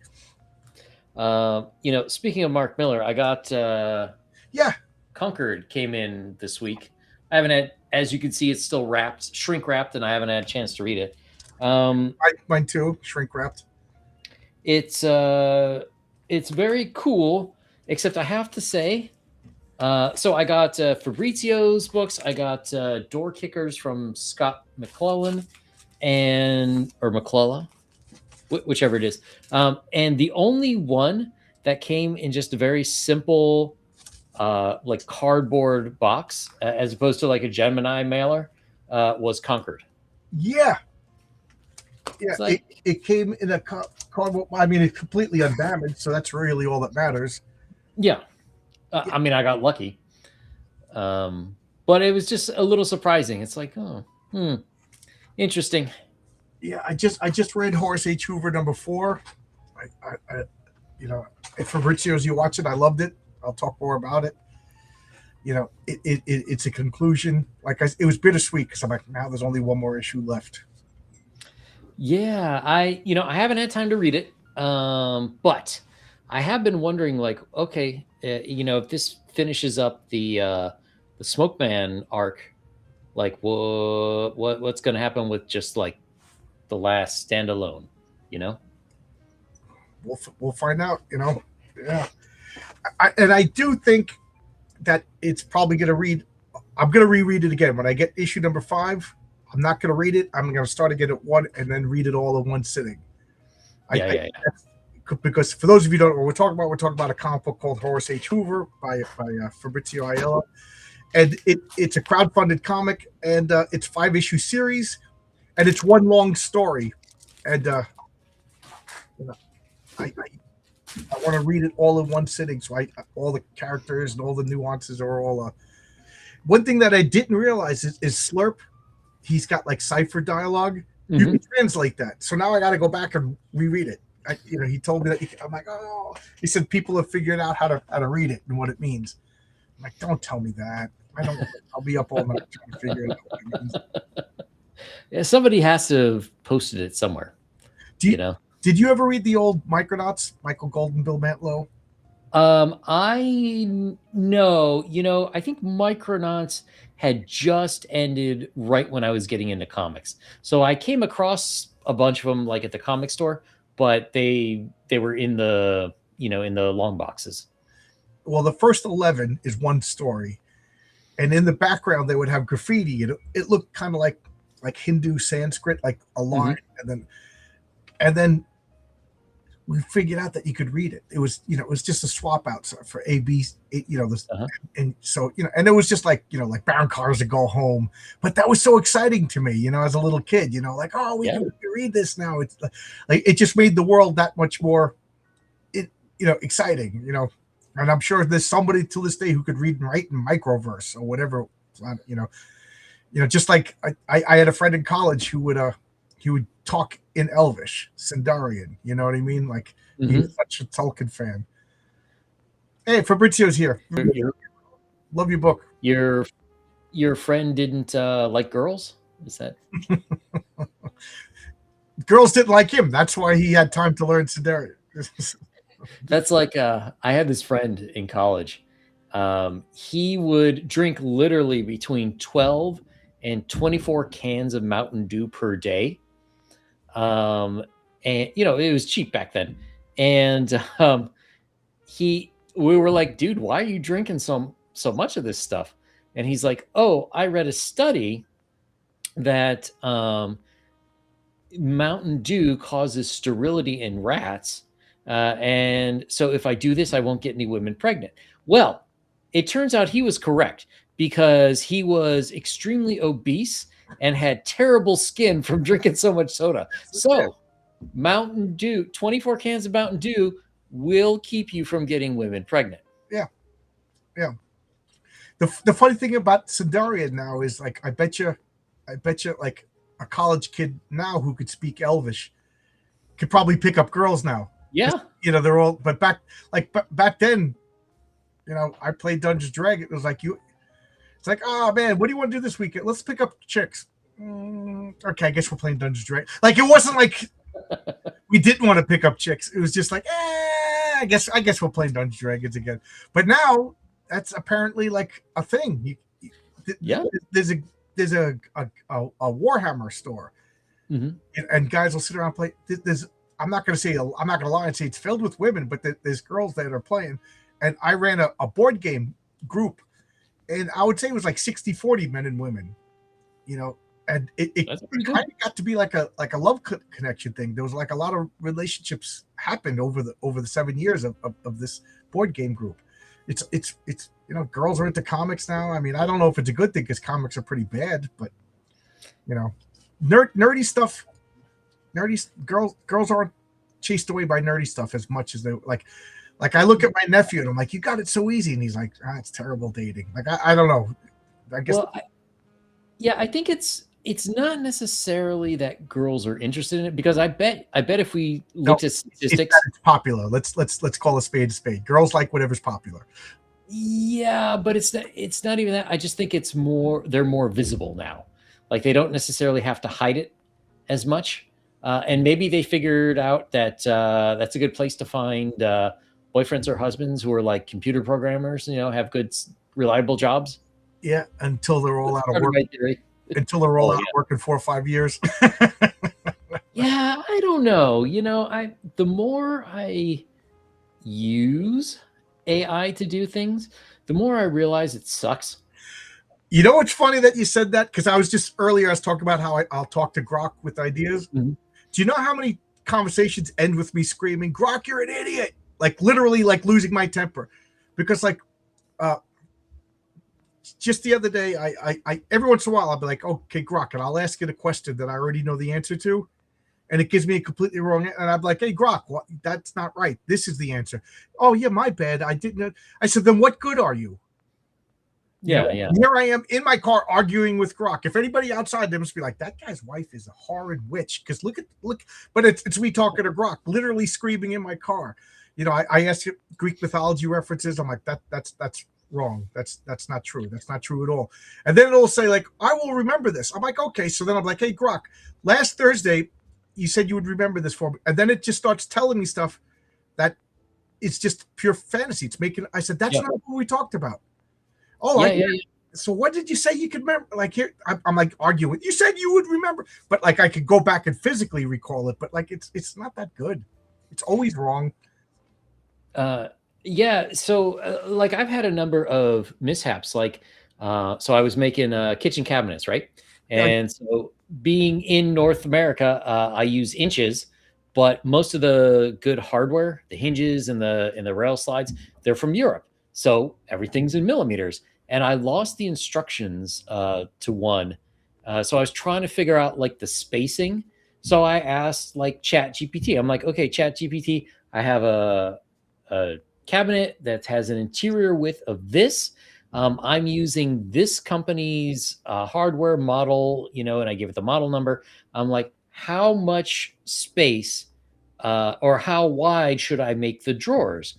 And I tried Chat GPT, I tried Grok and Gemini, and they all gave me different answers. Right. Well, then I found the instructions, and all three of those were wrong. And it's like, well, this is just simple math. How do you not get the math right? So, right. And then, like, first off, well, Grok is the best out of all three of them, and Grok is still bad, in my opinion.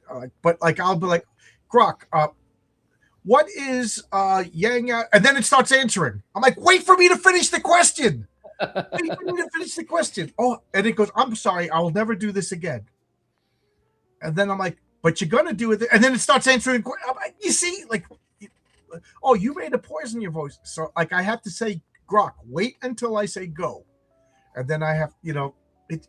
So it's not artificial intelligence. It's ridiculous. Yeah. I'm actually getting mad at Grok, but it's not there yet. It's. Yeah, and the Dungeon Delver has a Tuesday night advanced Dungeons and Dragons stream. So I roll. He asked me to play, so I rolled up a character, and I was looking at like, all the things that come. It's a thief, and like, okay, if he has a dexterity score of like 15, what do I get? And it told me I should get a +1 to attack. Well, that was incorrect, which I did not realize. People were correcting me on stream. Did you have a better plus, or did you not have a plus? No, it's not. You don't get a plus until 16 dex. Oh, so yeah. In so defense, did you tell it which edition Dungeons and Dragons you were using and stuff? Yes. You did? Okay. Yes. So you can't really trust it, and that really makes me wonder about the longevity of AI. Like, AI is not going anywhere, because I do think it is kind of like a better version of a Google search, because I can sort of tease out like the information I want, as opposed to like whatever random garbage Google gives me. Google is politically biased, Yeah. Grok just makes bad choices, but it doesn't politically choose for you. That drives me nuts. But this reminds me, for anyone who's old enough, like if you were around in 1993 and companies were like, you'd see a commercial for Tide, Tide stain remover. Now we have a website. Yeah. And it's like websites would change the world. And like, okay, to some extent they did, but I still buy whatever cleans my clothes. I don't buy Tide because it's got a website. And then it's the same thing with in the late 2000s, when the iPhone came out, we have an app. It's like, okay, maybe that's nice, and maybe it's good for something. Didn't solve anything. And then after that, cloud computing, like our products on the cloud, like what software has been made better? Right. Cloud came and went. My life is exactly the same. But I'll say, like, okay, AI here, like Elon Musk, does Grok do your taxes? Yeah. Elon Musk, when you go to, if you get accused of something, because that these Democrats are drumming up charges for you for when the next Democrat's in office, you're going to trial for something that they're going to make up. You can have Google or Grok be your lawyer. Yeah. You know what I mean? Is Grok your doc? We all want a human, so. Yeah. But then we got idiots like JDA bragging that he uses AI to write his novels. And then I'm like, I don't want to talk to you anymore. Yeah. How about I just talk to Grok then? Hey, Grok, pretend you're JDA. Tell me about your furries and whatever. And then I'll just cut out the middleman. And he's like, oh. So, yeah. I mean, I think a lot of companies are going to do, I don't know if you remember the computer industry around 2000. They were laying off people left and right and sending the jobs over to India. And then they realized, like, oh no, those Indians actually can't do those jobs. So they had to bring them all back. So that's kind of what I think is going to happen. And I've read that it's starting to happen. Like a bunch of companies would fire people, the marketing team or whatever, and like, we'll just use AI. And then they're like, oh, this is all nonsense. Well, it's funny because I'm a construction worker, and for the past 3 years, like every like the project managers, and then it's like the liaison between the especially if you're working for the city or the schools, mm-hmm. the guy who deals with the trades is an Indian guy, and he can't speak any English, and he literally has no clue what he's doing. So it's good for me as a worker because like he doesn't know what we should be doing, so like, oh, we can't touch this now because we gotta wait, I'm thinking, okay, so we could just stand around and chit chat all day long, but it's bad for the companies, and I'm working for the schools or something like that, so it's bad for the taxpayers. But it's just like, why is every project manager, why is every liaison between the city and the trades an Indian guy, and they don't know anything? They're like, oh yeah, we need like this report before we could do this. We need to shut this down. You gotta clear it with the schools. We can't just turn off the power. I'm not working in their live. Okay, how do we do that? I'm like, you're the professional. And they don't know anything. I'm trying not to be prejudiced, but I observe patterns and recognize patterns. Yeah. So the Dungeon Delver says that hasn't happened. The jobs are still over there. If they're over here, they're with H-1B visas. Well, I half disagree. I do know a lot of companies that have reshored those jobs, but you are 100% correct in that most of them are H-1B visa jobs now, which sucks. But they are theoretically over here. I am whatever troglodyte, whatever word you want to use for me, but like, we should not be going overseas for any jobs until the unemployment in America is down to like 1%. There's always going to be people who don't want to work. There's going to be people who can't work, and there's going to be people who are whatever. They got a deal going on. I'm going to take another year off. I got money in the bank. You know what I mean? There's always going to be those people. So no overseas, no look. Because I remember Nigeria, not Nigeria. I forget what airline company it was. They got their chops busted because they didn't have any African American pilots. No African American pilots. Well, all of them. United and I forget which one it was. This was the early 90s. This is what opened up my eyes to all of this diversity and everything like that. So I was like, well, what's wrong with that? It's suffering from a lack of diversity. Why is it suffering? The flights are going. There's no crashes. People are happy. Why? So what they did was they're not hiring unqualified pilots. They went to Nigeria and got the top of the line pilots from Nigeria, brought them to whatever United, whatever it was, And these guys like, oh great, now I live in America, I got benefits, blah blah blah, and no American blacks were hired, and now I'm sure Nigerian airlines were crashing left and right because it was kind of like Marvel Comics. We took all the top guys out, and now they got comics like Force Works. So that was like, what the hell is this?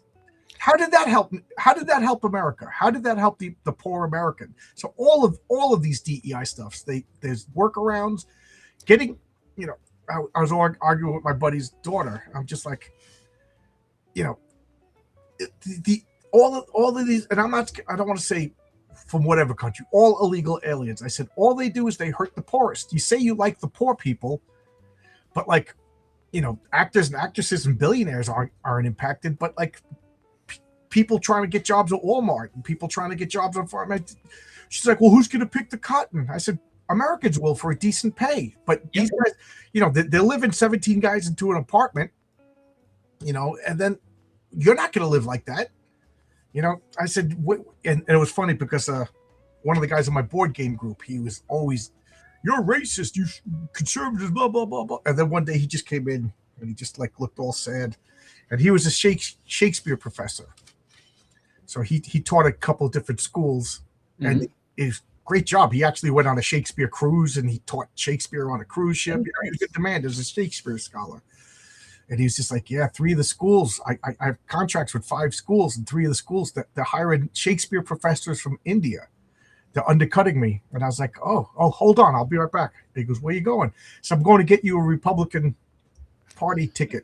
I said, welcome to the party. I said, it was all well and good when us construction workers were out of work. I said, but now it's hitting academia. And, Yeah, I mean, there's definitely money changing hands. There are definitely, if you look at all these big companies, Google and Microsoft, when an Indian gets in control of a department and hiring, like they only hire other Indians. Right. Look at Dunkin' Donuts. Look at Tim Hortons. And that one woman from Canada, she posted on Twitter. She goes, I've been working for Tim Hortons for 12 years. She goes, how am I the only white person left? And then they fired her. Yeah. So look at all. They just hired the CEO of a video game company, an Indian woman. Of Microsoft. Yeah. What games do you like? Like, I was talking with Matt Barr. We always joke around. Like, if I was working for Marvel Comics, it's like, oh, you want to draw Spider-Man? Oh, you want to write for Spider-Man? Show me a picture of your comic collection. And if you show me a comicology app, you're out the door. I want to see long boxes with dog-eared comics. What's your favorite run? Who is Mac Raboy? What did Bill give me 3 original Bill Mantlo? Like, that is the interview before I even start talking to you. And if you can't answer any of those questions, it's like, you realize there's literally 100,000 people who will jump in this chair right now who could do this. Same with that CEO. Like, what video games do you like? How did you beat level 4 of Legend of Zelda? Who's your favorite tribe in Civilization? If you can't answer any of these questions, you shouldn't be running a video game. Yeah, I don't disagree with you at all. And I mean, I have often butted heads with like the MBA class. It's like, if you look at like the history of U.S. Manufacturing and our economic rise, it was, the people at the top, they almost always had college degrees. But if you look at where they came from, they, at least at one point, were working like on the assembly lines. They were working in the mail rooms. They, worked their way up a little bit. And then a lot of times the company would be like, okay, we think you have the chops for upper management. So now we'll send you to college to learn whatever it is that you need to learn. And then you come back. Whereas now, like, people, like, they study to be managers without actually understanding the industry. Yeah. And it was crazy. And they treat you like you're idiots. Like, I've mentioned a few times, I worked in workers' comp and I was treating patients, and luckily no one understood what I did at all. So they left me alone, which is great. But then they got new management in and they cut my pay over half because they changed the way I got paid. I used to get paid a percentage of the money we got from the insurance companies from treating a patient, right? So that incentivized me, like, well, I'm going to see as many patients as I can an hour because that's the only way to increase my pay. But when they switched it over, they're like, oh, well, we're just going to give you, an hourly rate. It's like, well, you cut my incentive to bust my chops and get more done. Yeah, exactly. And the thing is, I was like, well, they rate, because technically I had like a salary, but it was super low. You'd be like, that's all you make, but it was on the money from the my percentage that I made the money, and they're like, well, look, we gave you a big raise on your pay rate, and I'm like, yeah, that's not anywhere close to what I was doing. right. So I'll see one patient a day and go online and play Dungeons and Dragons by myself. Well, that's exactly what happened. I went from seeing 4 patients an hour, plus I would open the clinic myself, like oftentimes 1 to 2 hours early. And then it's like, okay, well, I told the lady who worked the front desk, hey, just give me 1 an hour. And I won't be coming early. So just give me 1 an hour, and they all of a sudden went down to 25% of what I was making. Yeah. We all, like, every third construction worker has a sticker that says, like, it's got like a guy with a hard hat and a clipboard and says, I don't know what you're doing, but my clipboard says you're doing it wrong. Yeah, exactly. Most popular sticker, and I remember I took my safety glasses off and I put these glasses on, and I'm making a splice. Without getting too technical, there's high voltage colors, there's low voltage colors, and high voltage colors, there's a gray is a neutral, but there's also brown. But some brands of brown, it's like a light tan. Mm-hmm. And then the gray could be darker. So I need to take off and put on my glasses to see, because I don't want to splice the brown wire to the gray wire. That's called explosion. That's called people die. You know what I mean? So whenever I make splices, I take off my safety glasses and I put on my regular glasses, because safety glasses are form pressed plastic, mass produced in India, and I got to put them over my eyes for 40 hours a week. I'm convinced that my eyes are so bad because I've been forced to wear safety glasses. I've been saying this. I said eye damage is going to be the the mesothelioma of my age group. Everybody's going to be in their 60s. Somebody's going to sue, and they're going to find out. Oh yeah, because it said right on the early packages of safety glasses, not for continual use, not for continual use. And I used to save the wrapper and I would put it in the safety guy's hand, and then I would get in trouble. But anyway, so the safety guy, who was actually a girl, she looked like she was 19 years old, just comes over and's like, you got to wear your safety glasses. I go, I know, I'm making a splice. And I thought that was the end of it, because anybody with any ounce of wisdom would understand what's going on. So I got my foreman, the super of the shop, one of the main guys, they were all yelling, oh, don't you know? I said, do you guys understand what I'm doing? I said, look at this. Can you tell the difference between these 2 wires? I said, you guys understand? Oh, yeah, I know. I said, so why are you yelling at me? Why are we pretending? You should be backing me up, going to the safety person. I know you knew. He's, I didn't curse at her. I didn't say anything disrespectful. I just said, yeah, I know. I'm making a splice. I gave her the respect that I figured she understood the importance of what I was doing and why, you know what I mean? Like, I treated her like an equal. I should, oh, excuse me, little girl, but you got to understand, you know what I mean? Or do I just put the glasses on and then 50-50 shot, I don't burn down the building? I said, is that what you guys want? Is this, well, it's the game that we got. I said, I'm not playing a game. I said, I'm making high voltage splices. It's not a game. I said, do you want to lay me off? Do you want to fire me? And I'm saying it to the head of safety. I said, is this what we're doing? Is it about safety, or is it about obeying rules? Yeah. I said, so whatever you guys want to do, I'll abide by. You want to get rid of me? You want to kick me off the job? And they're like, well, we're gonna write you up. And then it didn't go anywhere. They never even wrote me up. Like, is this a power play? Oh, you're making a splice? Okay, well, put your glasses on when you're done. That's it. Well, it's like when you have like those business consultants, right? And they're going to come in and they're going to do like an evaluation of your company. If your job is to find problems at a company, right. Will you ever not find problems? Will you ever be like, oh my God, you guys were amazing? No. Yeah, if the safety guy ever fills out a report that there's nothing wrong on the job, then they're going to reduce. There's going to be 5 safety. Well, then we're going to go down to 4. This job's really safe. So it's in their best interest to bust people's chops. You know what I mean? I understand that. Just like a cop is never going to not issue tickets. Yeah. You know what I mean?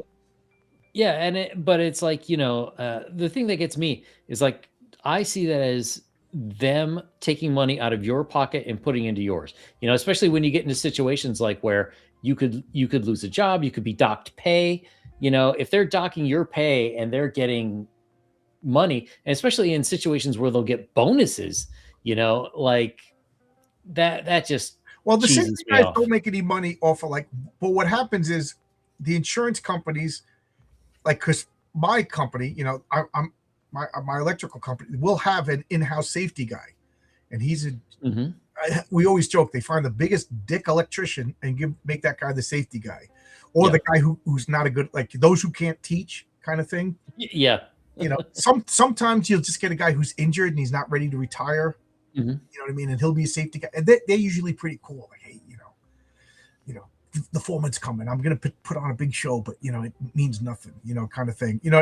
And you understand where or a lot of these guys, like, they actually, like, listen, man, I got hurt and they'll bust chops on everybody else except the electricians. You know what I mean? But sometimes you just get a guy who just walks around like he doesn't have to work. He's got no tools. He's got his own air conditioned office. He's got a heated office for right now. So he's just going to do a loop around the job, braying like a donkey, saying stupid things, because he's not going to risk this cushy job. Like, I'm almost 60 years old. I got a pipe on my shoulder. I'm climbing up a ladder. I'm twisting and turning and stuff like that. And he's inside with a laptop watching a Netflix film. Oh, it's been 2 hours. I got to go walk a loop. He's not going to do that job, but in his defense, he's not making money off of us. But he's got to submit a report every week, otherwise. But what he does is the insurance companies give our company a lower insurance rate. So whatever it costs to hire him makes it cheaper. So if he gets $100,000 a year, we probably got a $200,000, because the insurance is like $5 million a year. You know what I mean? Yeah. So it's cost effective to hire this guy. And the guy that we got right now, I'm not convinced he knows anything. I've had guys that knew every regulation, and I can respect them when they actually come out. Now, you can't do this because if you don't ground it properly, then this, and they can explain to you electrically why it's not safe. I'm like, oh, no, I can't argue with this guy. He knows his stuff. You know what I mean? When you're the DM and the guy tells you, no, the fireball is 1d6 per level, and you're like, oh man, he knows his rules. You know what I mean? Yeah. But you got some safety guys that are just like, they just don't want to work. I kind of want to do that job because once a month they have to put on a presentation and they have to teach a class, and they're so boring, and they, you could just see everybody closing their eyes. And I remember one guy asked a question, what does center of gravity mean? Just stumbling. So I raised my hand. I said, can I explain it? And I got up and I gave a lecture on I had everybody laughing, and they all said, you should be the safety guy. So I was like, maybe. Yeah, because I won't, but my problem is I won't bust anybody's chops, and I'll be entertaining at the safety meetings. Well, anyway, this has nothing to do with comic books or Dungeons and Dragons or anything. So do you still have a group that meets together in person, plays D&D? Not in person. I have an online test group for Empire of the Undying Sun. So we're actually meeting again on Thursday. I've got one chapter that's just a mega dungeon. So they put up with my shenanigans because I change the rules all the time.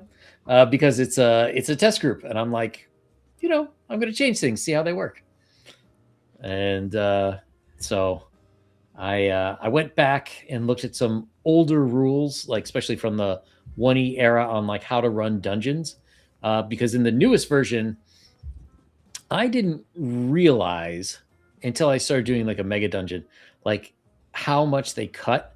So there's like the dungeons either take forever, or they're like, people are just sort of like running around through them like Pac-Man.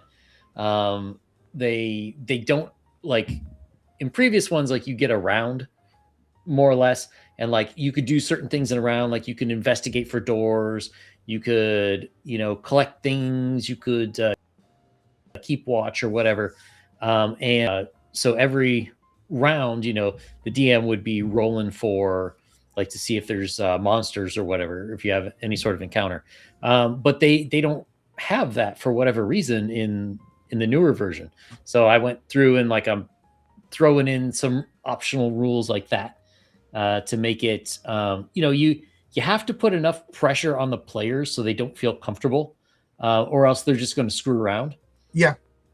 So Be a threat of death. yeah, Like you can't be like, okay, that character didn't die. You have like I'm not out to kill any players. yeah. They will die if they make they will f around and find out, without a doubt. Yeah, so I have I had this idea of how it would be played. So like you're stuck in this mega dungeon which is in the shape of a pyramid, and you have to sort of rearrange the pyramid. I don't know what I did with it. I have it's like one of those Rubik's cube but in the shape but in a triangular shape. Okay. So it's like that. You can rearrange this building, and there are reasons why you would want to rearrange it into certain things. And there's like a ton of different factions, and based on how you arrange it, like you could go into other areas and meet those factions, and they're all like everybody's looking for supplies because there's no like you're in a pyramid, there's no food coming in. So my original intent was like I left certain areas which would be easily defendable because at some point you have to rest, right? So it's like, okay, you could set up barricades, like you now control this area, and then you can meet with other groups and you can form alliances, or maybe you'll be enemies with some. But like my players just were not catching that because there was no real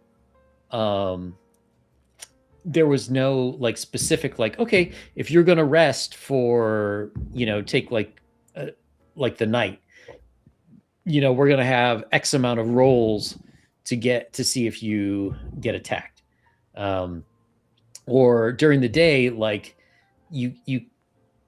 I made it so that you wouldn't necessarily be able to like clear a level. You could make it safer, get rid of enemies in a certain area, but there would always be the possibility of people coming in and out from other parts of the pyramid, right? Let me ask you about your dungeon philosophy. Like Yeah. when I was a kid, my friends, we played Dungeons Dragons. You go down to the dungeon, you open the door, there's a hippogriff there. You fight the hippogriff, you take the treasure, and then you walk down you open the door, there's a minotaur there. And then at one point, I'm like, why is there a minotaur and a hippogriff in this room? Like why would the hippogriff be like feet underground with no access to the sky? And then I started to make logic to the dungeon. Okay, so 8 levels down, there's a dragon. Why is there any other monsters in this dungeon? Shouldn't the dragon be eating them? You know what I mean? Like, why are the orcs not fighting the drow elves that are? So I started coming. So what do you think? Like, is the dungeon just beyond logic? Is it just the dungeon? Or like, because now like last couple of times, like they knew they were going into a dragon's lair. So anything, it was, and any doors that weren't opened, they knew, okay, it's got to be a trap, because, or the dragon just never went in there because it's too small. You know what I mean? Like there was a logic behind it. So what's your dungeon philosophy? Well, I like it when there's a bit of logic to it. But part of it depends, like what kind of like, is it a big dungeon or is it a small dungeon? Because it could be just like, let's say 10 rooms linked together. For that, I generally don't even bother with random rolls. Like I'll have it sort of populated a little bit. But in like a mega dungeon, I think you have the opportunity to have a lot more, but it should make sense. It's like in this one in particular, like there could be some animals that wandered in from outside when certain doors are open. But a lot of it is, people who like different groups of people throughout the years who went in there and they got trapped and they can't get out. And so some of them are trying to get out. I've got goblins that are there that have been there for so long. They went feral and they're like piranhas. They just devour the flesh and they don't really think. So you've got that. I like a random table for monsters, but it's got to make sense to me. Like I wouldn't have a hippogriff unless like, is it part that's like an opening to a cave where maybe it's like where the hippogriff nests or something? Right. And like the dragon, see, like dragons and orcs, that can make sense to me. Like maybe the orcs are like feeding the dragon. Right. You know, Yeah. maybe they're like A servant of the dragon. They have like kind of like the birds that go into the alligator's mouth. yeah, In the dragon's teeth or what, you know what I mean? They serve a purpose. Like yeah, Shelob had like a relationship with some of the orcs. exactly. And then, okay, maybe you do have some random creature. Maybe there's like snakes or rats or bats or whatever that just made their way in and I like, always throw in rat grubs. They make sense yeah. anywhere. Yeah. So I like a little bit of both. I like dungeons that are more or less like themed or kind of they make a little bit of sense. You know, like it would be weird if all of a sudden you came upon like a chapel dedicated to like a god of goodness that's right next to the drow slave quarters. It's like, what? That takes me out of it.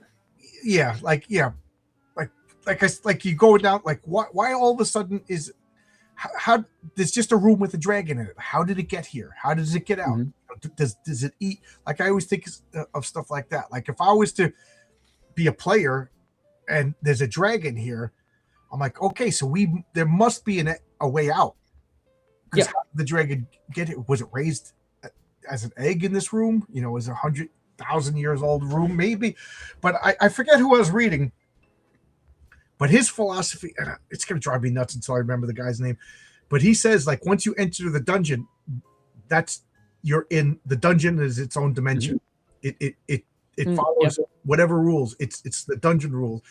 And so he basically said there's like a jester type chaos god that like you go into the dungeon, it doesn't make sense. It's random and stuff like that because it's chaos that fuels the dungeon. The dungeon itself, it's like a demi-dimension of the dungeons, which is kind of a cool way to think of it. So I was thinking like, without giving too much story, that in my heroic tales, there's different dimensions, and each dimension has different laws of physics. And I borrow a lot from D&D. I always say that my comics, it's Dungeons, Dragons, superheroes, and H.P. Lovecraft, mixed together. So there's order and chaos. And if your dimension is closer to chaos, I chased away. Well, I thought I was that boring. The host left. Get out.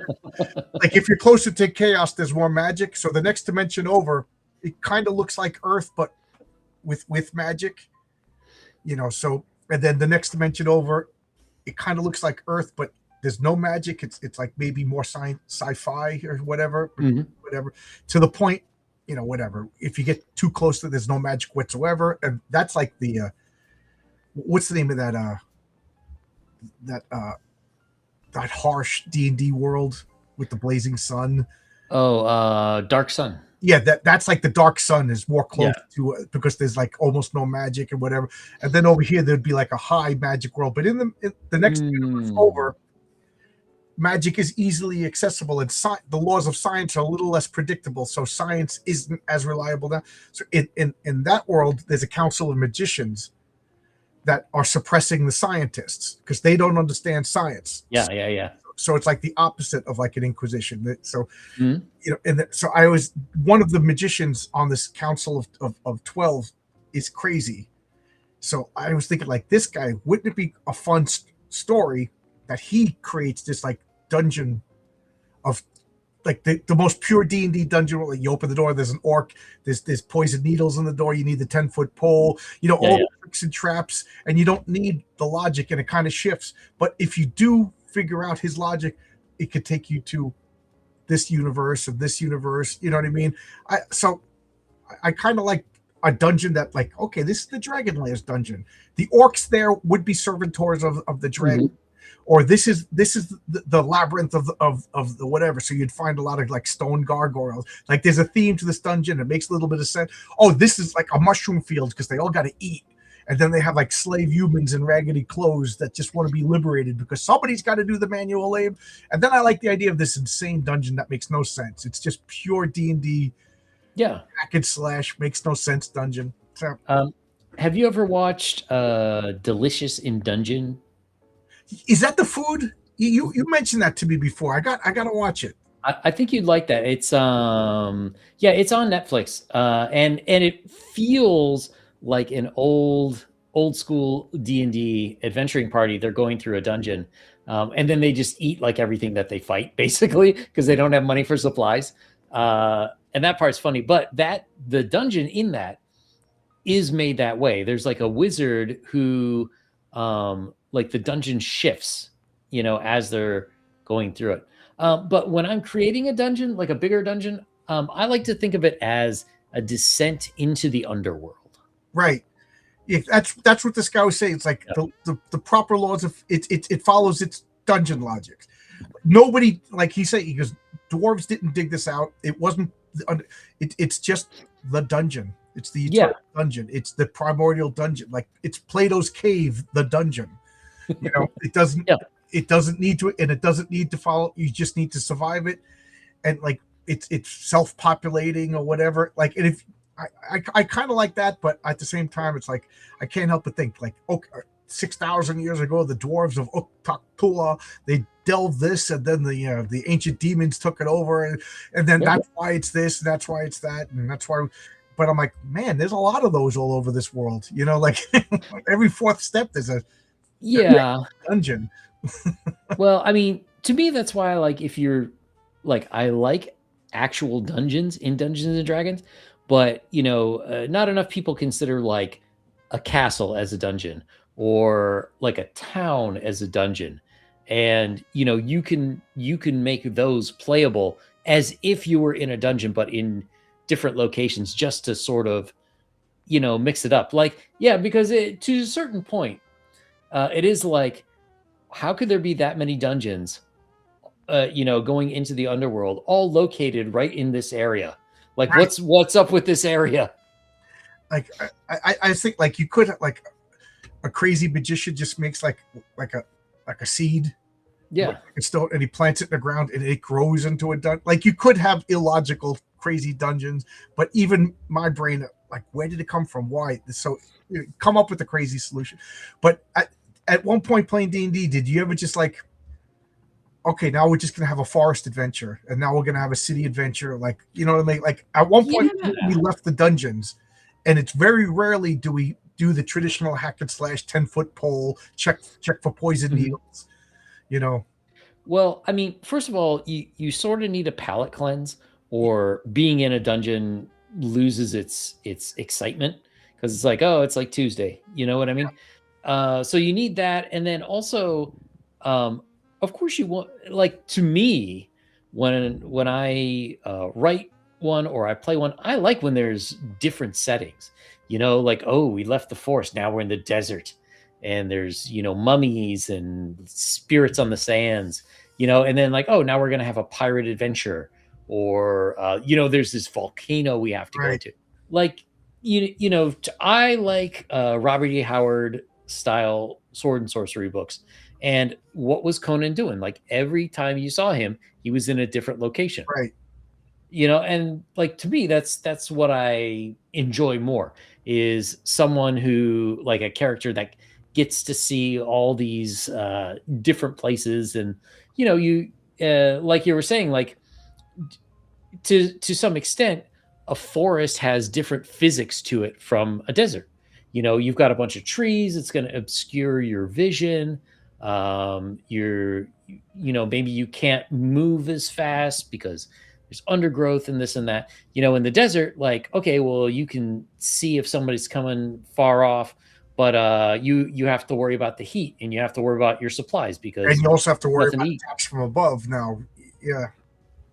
Yeah. So, to me, that's kind of like the same thing. Like, each environment should have its own mechanics, really. Yeah. Like I said, we at one point we just like left the dungeon, and then it was like city adventures and then politics, and it got, and I'm like, let's have an old school dungeon crawl again, So I find that dungeon crawl is like the hardest, because you plan out all the rules, unless you do everything wandering monster table and random treasure generation. But I remember at one point I was fighting I forget what I was fighting, and we beat it, and it had a rod of lordly might. I'm like, oh, cool. Why didn't it use it against us?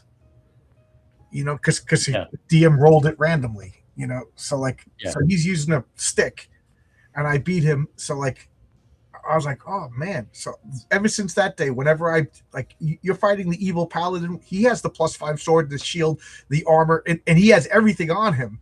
So it's like he is like, oh wow, they use these magic items. Yeah. Yeah, it's funny you say that because I do have that. Like I have a chapter on like recommendations for how to play the game, like from like easy, medium, hard, and then I call it chaotic evil DM mode. And like one of the suggestions is roll in advance, like before they get to the room, roll in the advance to see if there's any weapons or magic items. Give them to if to the monsters, assuming it makes sense, and then the players can take that off the bodies. And it drastically ups the lethality of these things. Plus, like let's say you have a wand, wands have a certain amount of charges. Well, if they just blew through half the wand's charges, that wand is not nearly as effective for your players later. Yeah, I keep track of that. Like, a lot of times it got to be like they have wands, they know they're magic items, they saw the guy shooting lightning bolts with them, but they don't know how to activate them. It's Yeah. almost like a quest. Now here's the other thing. Like it always bothered me. Like where's the magic store where I could buy magic items? It's like not my magic is rare and hard and difficult, and I started getting a kick out of the idea that most magic items are just items to make your life better. Yeah. Like, think about that. Like, wouldn't most magic just be like, oh, I found a spell book. Oh, this one keeps your house free from dust.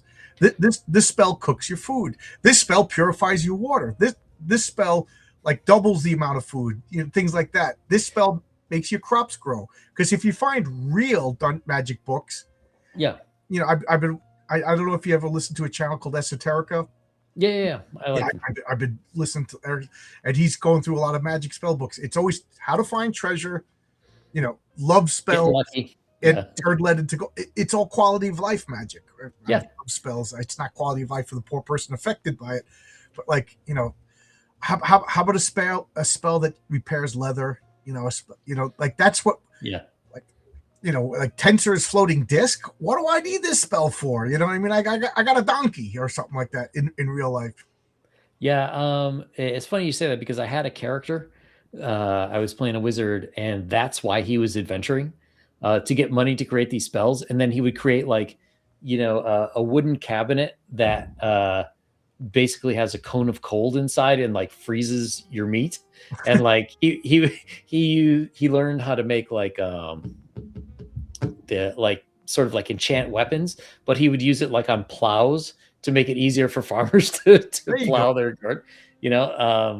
If you could like enchant enchanted sharpness, so you could just like bless the sword or bless the plow or whatever. Yeah, you don't have to go into the dungeons. You don't need to fight the orcs. You would have the peasants sliding up at your doors, for the rest of your life. Give me some chicken, stuff like that, and I'll make it so that your plow is sharp, or bless the beans or something like that. Like Gandalf supposedly blessed Barlaam Burr's beer. Oh, the beer, yeah. So he had good beer for 7 years. There's a spell. Open up, but nobody wants to play that guy. Oh, I thought that was hilarious. Like my friend, I got the idea to make vigilante characters in my superhero game, so nobody had powers.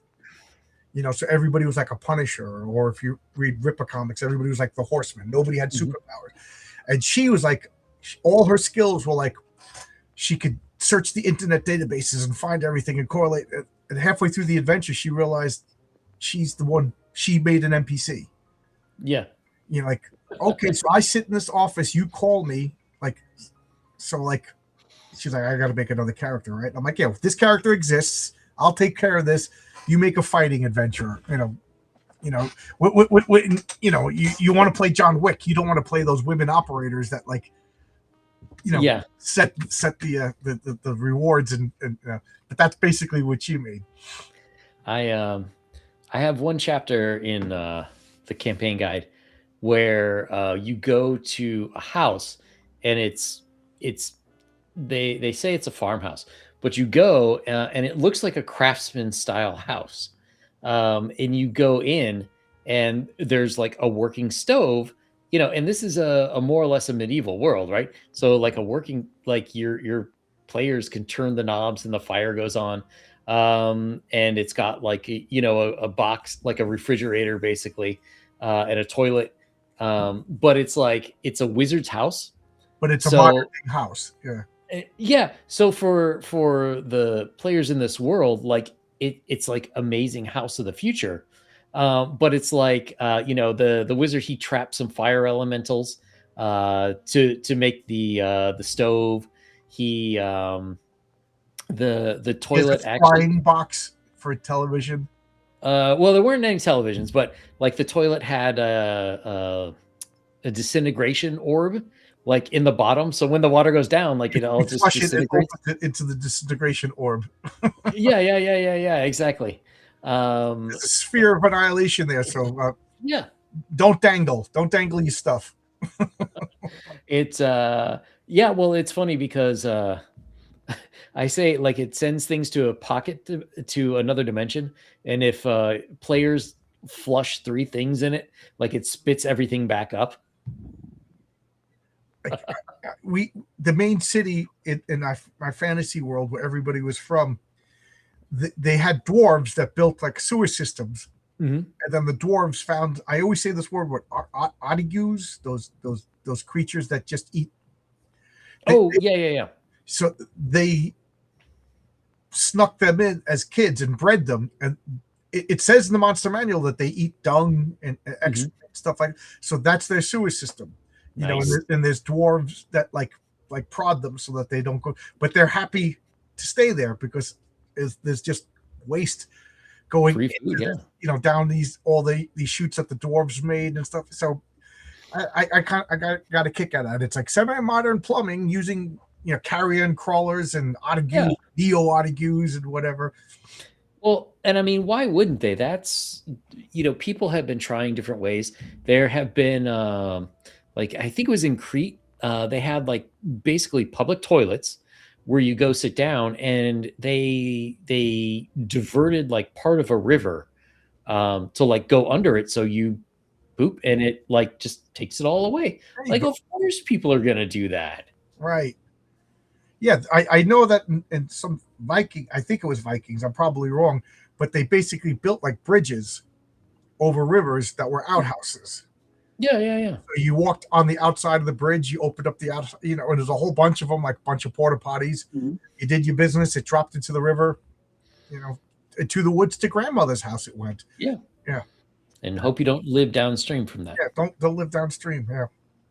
Or in India where it just stays there. So every time we talk about, do you hate bards yet? You still like bards, right? Are you talking about the original like AD&D bards or the modern bards? The modern bard, it's just like, oh no, they're terrible. The lich over here, I try to seduce it. It's like, what is wrong with you? I made an STD table just for them. I actually have, there's actually a lot of diseases in the games. So there's like, roll on this table if like you're bitten, this one for like something from the environment that you inhaled. But I definitely have an STD table, which I have nicknamed the Bard's table. If you have a Bard's disease. Yeah, I just hate that. The bard is just the horny guy. And I used to get, IDW had a Dungeons Dragons comic, or it still has a Dungeons Dragons comic. And I got it for the longest time. It was just, it was starting to get woke about 10 years ago, but it wasn't that bad. Like, it's Dungeons Dragons. Yeah. You could have the female fighter fighting the giants. It's Dungeons Dragons. You know what I mean? It's fantasy.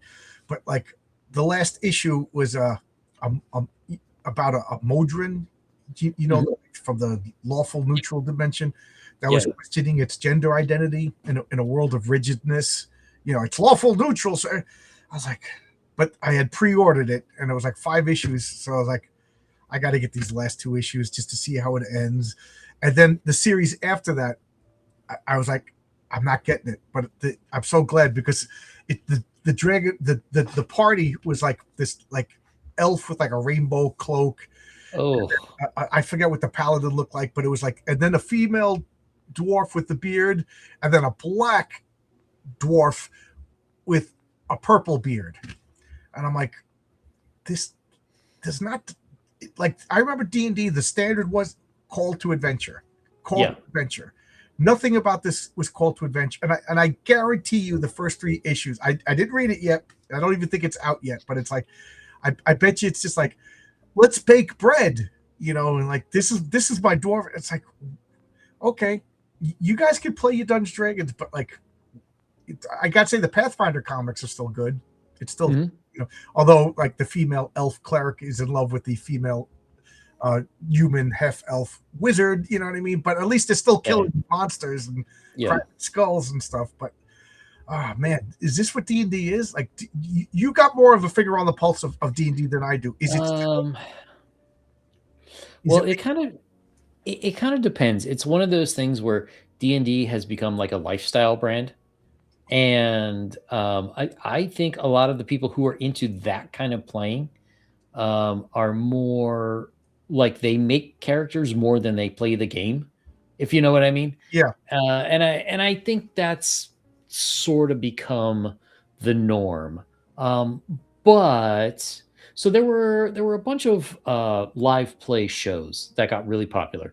Critical Role is the biggest one, but there were others like Acquisitions Inc. Had Will Wheaton on it for a little while. And so those kind of introduced Dungeons and Dragons to a new generation of theater kids. Yeah. And to be perfectly honest, I don't understand the hate that Critical Role gets. I mean, some of it. I've never watched it, but yet I don't like it because, you know what I mean? So yeah, I'm one of those guys, and I know I'm wrong. Some of it is too much, but like if you go back to season 1, episode 1, it was very clearly someone's home game because one guy was playing a bard and he goes to a brothel and there's like a whole 10-minute scene. I don't know what's going on.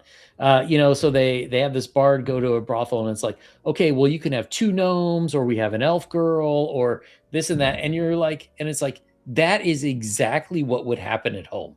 And it slowly changed over the years, but it was about action and adventure at first, but it was with actors who made it, who, of course, they're actors. They're going to be over the top. So it was edited, and made for TV, right? Well, but no. Because they were playing live. It was live on Twitch. They would roll on Twitch. I thought it was like tabletop with Will Wheaton. Like, they would play a 4-hour game and edit it into a half-hour episode. Yeah, no, not this one. This was just. I told you I never watched it. I really don't want to watch other people playing Dungeons and Dragons. Yeah, I understand that. As someone who's on one of those shows, I understand it. Like. Yeah, it's so funny because like every once in a while I'll meet somebody at work, and it's getting rarer and rarer who is still at Dungeons and Dragons. But there was a carpenter, last guy in the world, you'd think, like just this biker looking guy, and I just heard him yelling like, what did he say? He goes, hey, don't forget, the dungeon kicks off and as a joke I said, oh, you're playing Dungeons and Dragons? I fully expected him to be like, no, you nerd. He goes, yeah, I'm the DM, and boom, I'm up against the wall, and he's telling me the epic lore of his world and the characters, and all I could think of is kill me now. I'd rather listen to somebody talk to me about the Super Bowl, Yeah. And I'm a guy who loves this stuff, but I love my stuff. Yeah. It's like showing pictures of your kids. I don't want to see the pictures of your kids. I don't, you know what I mean? Like, yeah. Yeah, I know what you mean. But it did introduce it to a new group of people. And I think the thing is, some of them wanted to play, and they like playing. And they actually, if you introduce them to older, like 2nd edition, 1st edition, whatever, they actually enjoy those games. But then there's another group that doesn't really play, but like they want to cosplay as like characters from the show. They want to create their own characters.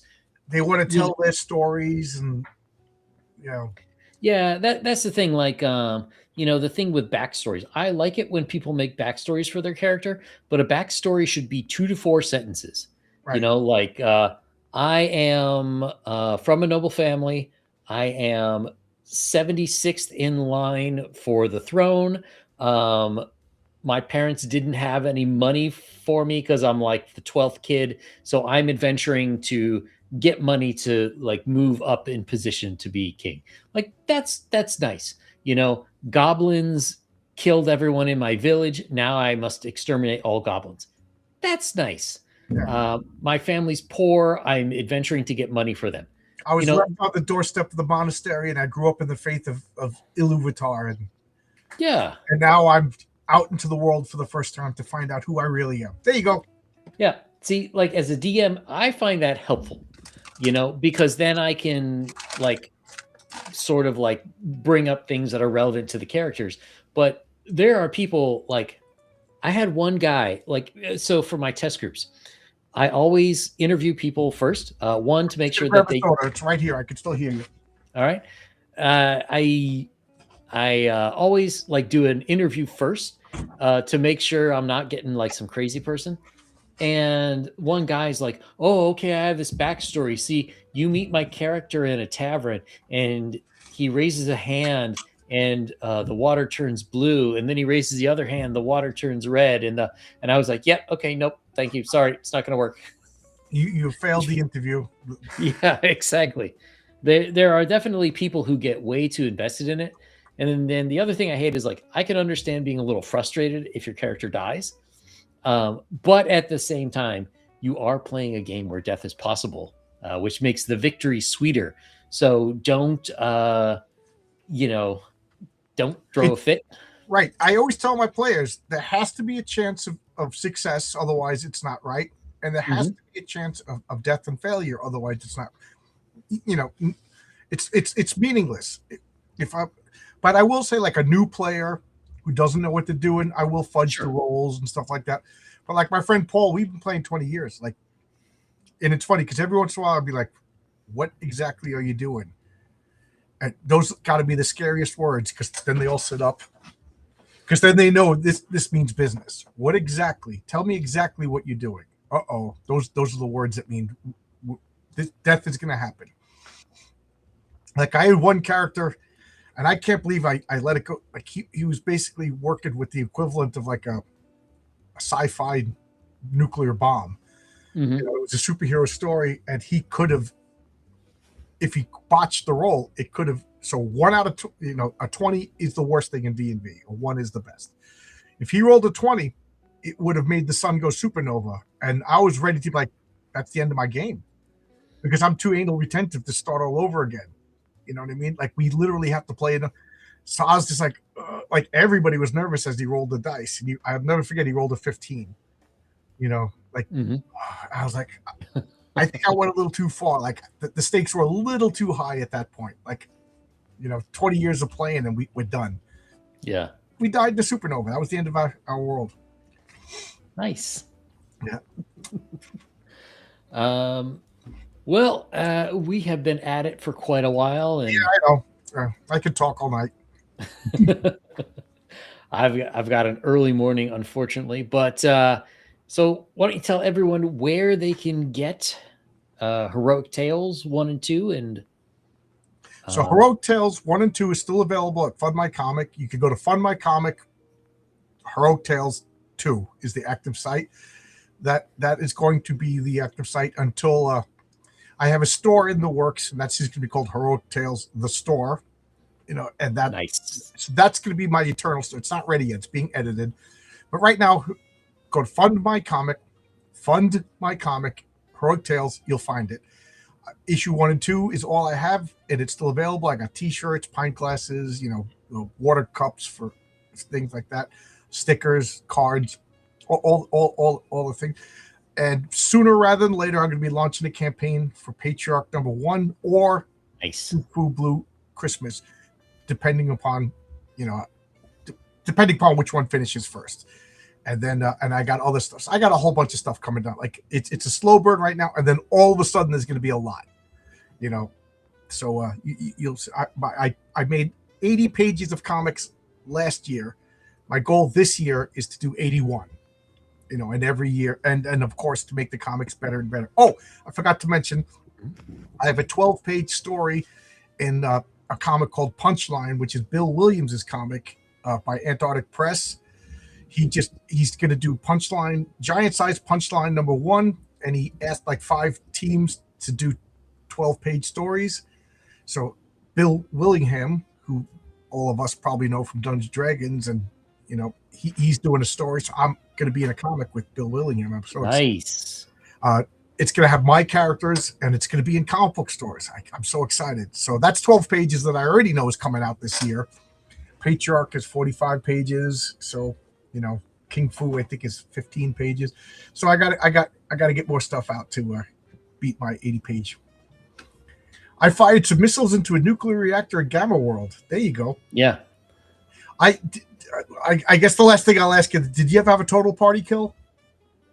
For sure. In which game? Yes, I never actually had it, but the closest I came was everybody but one character died, and it wasn't my fault. It was literally one of my players said, "I'm going to go and the nuclear missile got fired." It was a superhero game.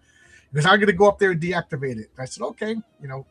We checked the stats. I said, "There's always got to be a chance of failure. So if you roll a 20, it detonates." And he rolled a 20, and he killed everybody in his party, not me. I had nothing to do with it. In my test group, there's definitely some, because part of it is like I have to figure out how many, like when I'm making up monsters, how many monsters are too many monsters. Like I can tell you 6 banshees are too many banshees. Yes. The party cannot defeat 6 banshees. And I had I have goblins that are like, they swarm you, and if you get bit, you start bleeding. So you do more and more damage cumulatively as the rounds go on. And so I had some of them, plus there's shamans who like don't really do a lot of damage on their own, but they almost like amplify the damage effects of the swarms. So how many were too many? I had 3 players die out of 6, and but they were able to res them. But okay. It came close. They almost had a TPK on that one. I wanted to ask you this before and I forgot. Do you do level drain at all? You know what? I do not for this campaign. So it really depends on what kind of system you like for giving out XP. So traditionally it was you got XP based on how much gold or loot you took from going into dungeons or killing monsters you got.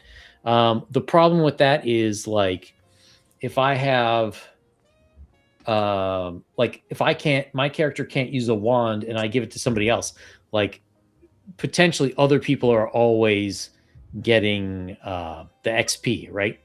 And I'm not, so I may not level as fast. Or it could be somebody stealing your stuff and they're getting it and not you. So you get XP from killing monsters, which makes sense, except then you get murder hobos, where everybody just tries to kill the crap out of everything. Right. And then the third major one is milestone. And so milestone can be very good, but it can go very wrong too. So it can feel like a video game where you have to beat this boss and then you level, which isn't necessarily as fun. But it could be used in good ways, for example, let's say you're a thief. You could say, well, look, if you want to level up to level 4 in thief, you would have to do some sort of breaking and entering, like you have to break into somebody's house and steal something, and then okay, now you're sort of qualified to be that. If you want to level up to a level 7 cleric, you have to perform certain religious rites, right? And things like that. So that's the good part of milestone leveling. So then the players aren't you can divide up treasure how you want. You don't necessarily have to murder everything you come across. It's like more goal oriented. Did, Mhm. I did away with all experience points for treasure and magic items because to me that's double dipping. The +5 sword is going to allow you to succeed and get more experience points. So Yeah. gold, that's its own reward. You don't need experience points. Mm-hmm. Yeah. So I really like the D&D second edition rules. If you remember, a fighter kept track of how many things it fought.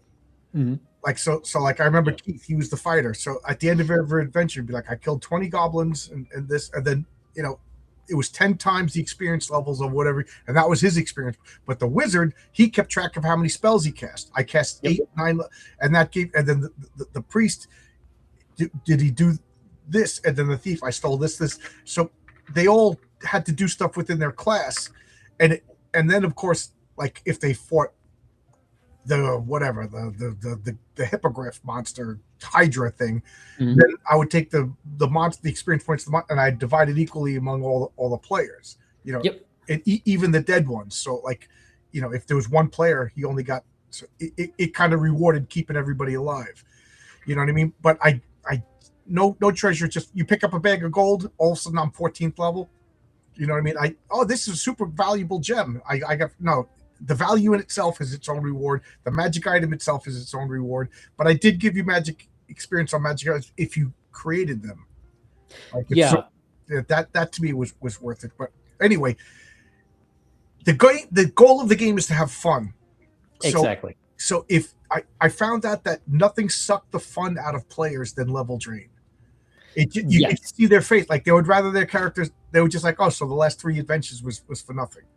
It was just like to the point I just felt like a horrible person. So some people say like don't even like take weapons away from them or whatever. But I don't necessarily agree with that. I think losing equipment is fine, but I do agree with you on the level drain.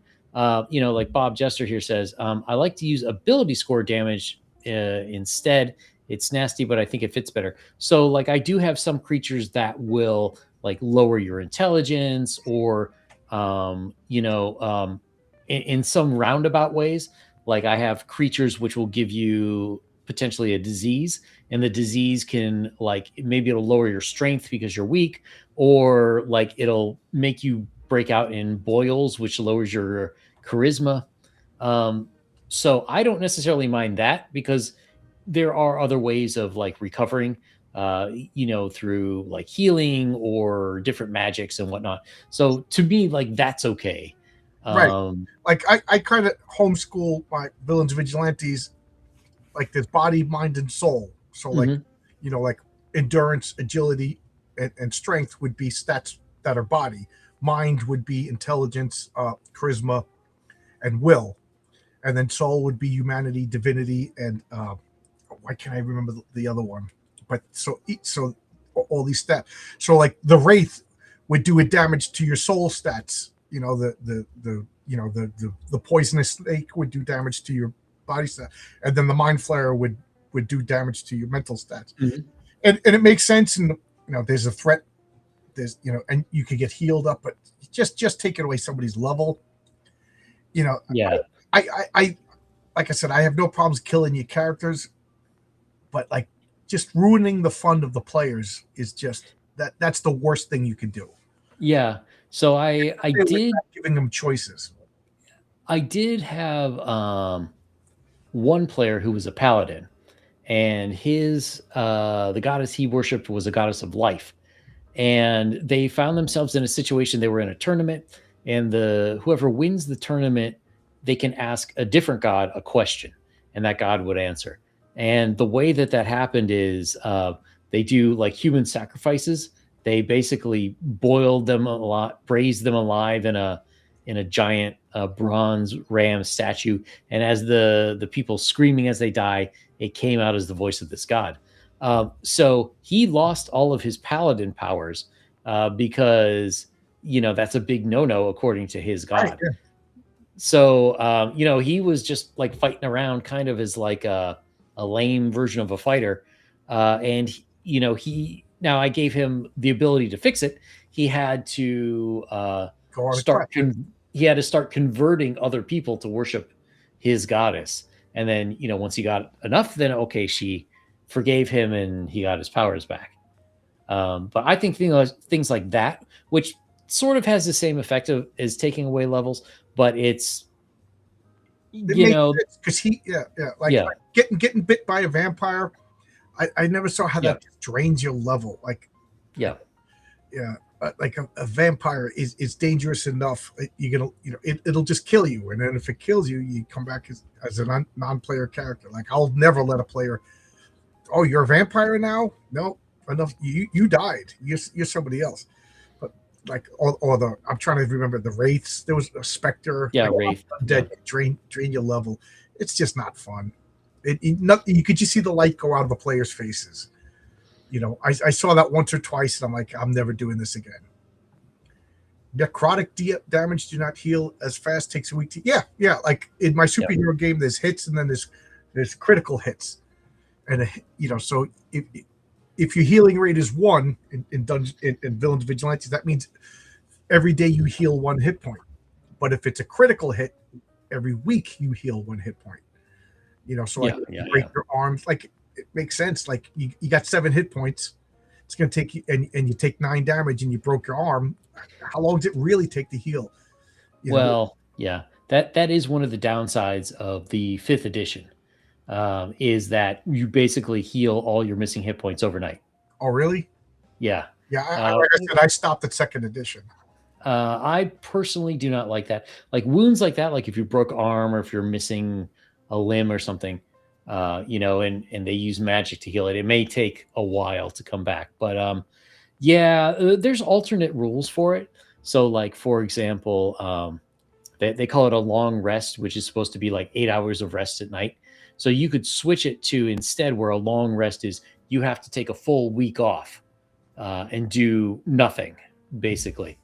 Or the way I like to do it better is in 5e, you get hit dice. So like if you're like a fighter, it would be a 1d10 per your level. And you can roll those hit dice to get hit points back on a short rest. So for me, if I were playing just for funsies, I would say on a long rest, you don't get any hit points back, but you get the hit dice. So you can try to roll and get some of those hit points back. And then there's also a rule like you only get half of the die back. So like, let's say you're a level 10 fighter. So you would have a maximum of 10 hit dice. But you could only recover a maximum of 5 from sleeping at night. So it's still a resource that you have to be careful of. Like you could say like, well, I know we're going to face that dragon and I might need more, for the fight. So I'll just use 1 hit die or 2 hit die, and you just get a few hit points back as opposed to, trying to get everything back. I don't know any of this. I still know how to calculate THAC0.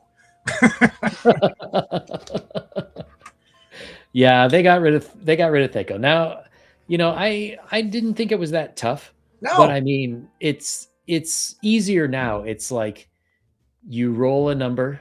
Is your number higher than the monster's AC? And that's it. Oh, do we lose John? Oh, you're back. I thought the Wampas got you. Yeah, I didn't know. I was like, I didn't do anything. So, I mean, there's still a blizzard over here. Yeah, THAC0 was to hit armor class 0, and then from there. But I was always annoyed at armor class. Armor should make it so that you take less damage.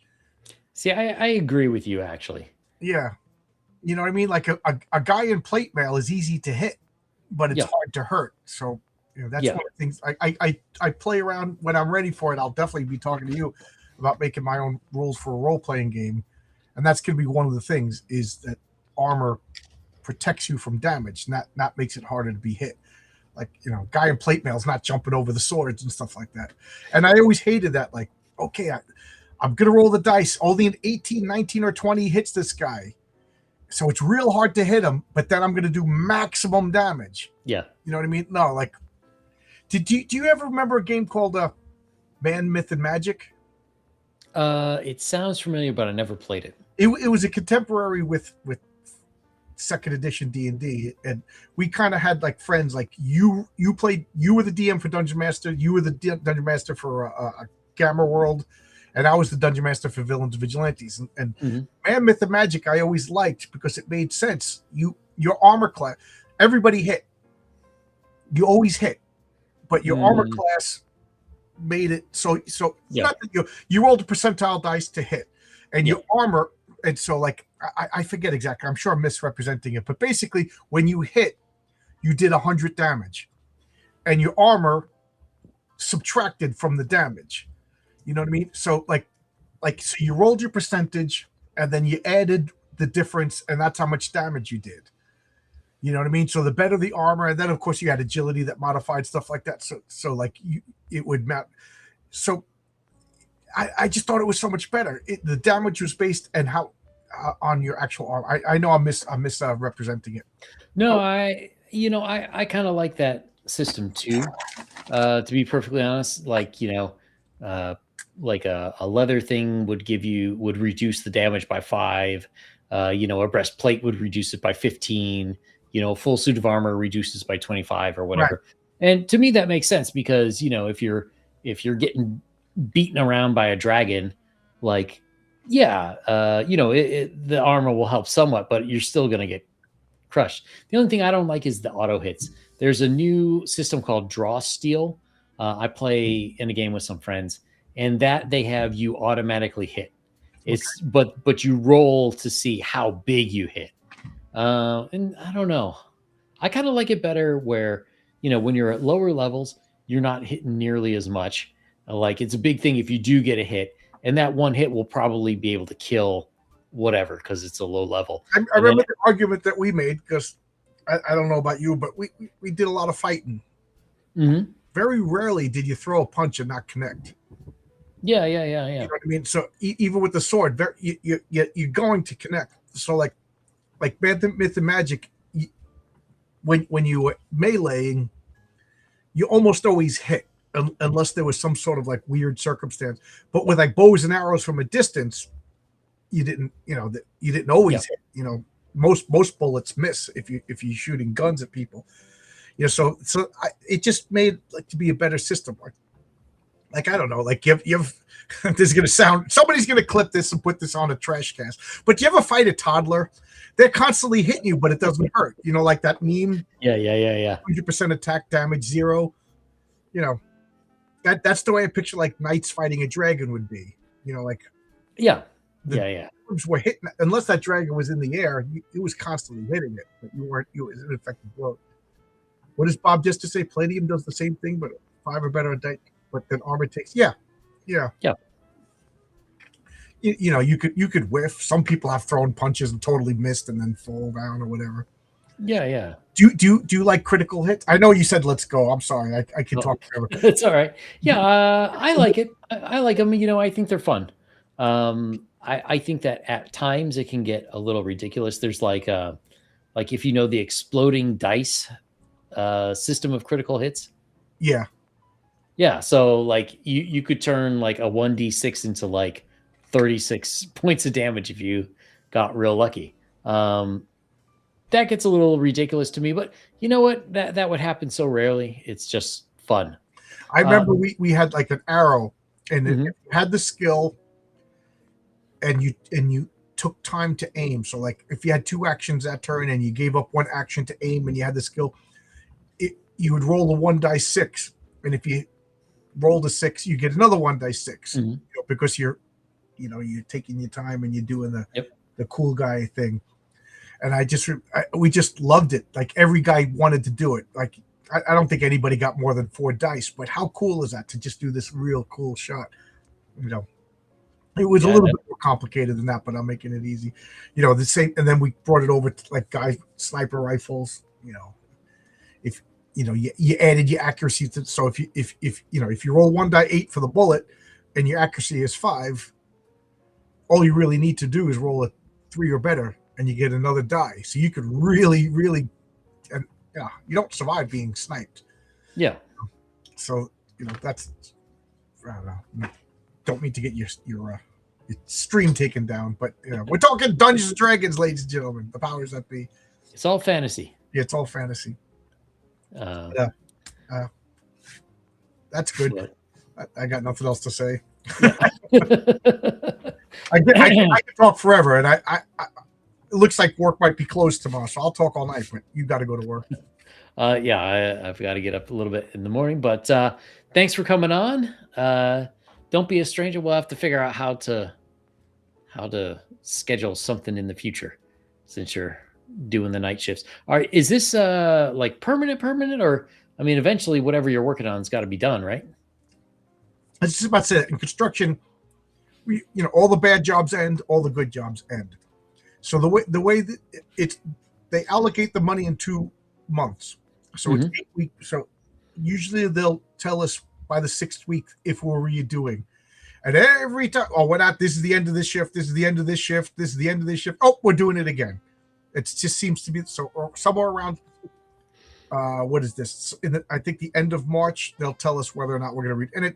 And this job's got to be done by June. If anything, you're going to start doing a 24-hour shift.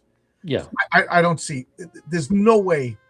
I mean, we're still walking around with wind and cold and snow on the ground. There's no way there's going to be customers walking around in this one of the biggest airplane terminals ever built. And this, when it snows, it's still snowing inside the building. It's not ready. It's not ready to be for June. There's no way customers are going to be walking around in June. So I can't imagine. I can't imagine the shift will be ending. If anything, it's going to be 24 hours a day. They're going to up it, which is good. I mean, so I spent a year doing this shift. I always say I could do anything for 6 months, but it's turning into a year.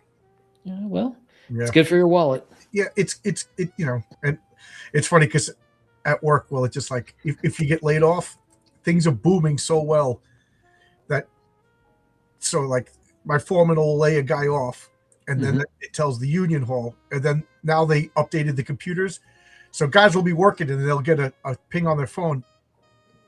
It's Friday, it's 10 o'clock in the morning, and they're told to report to this job Monday. So they know that they're being laid off before they're even told.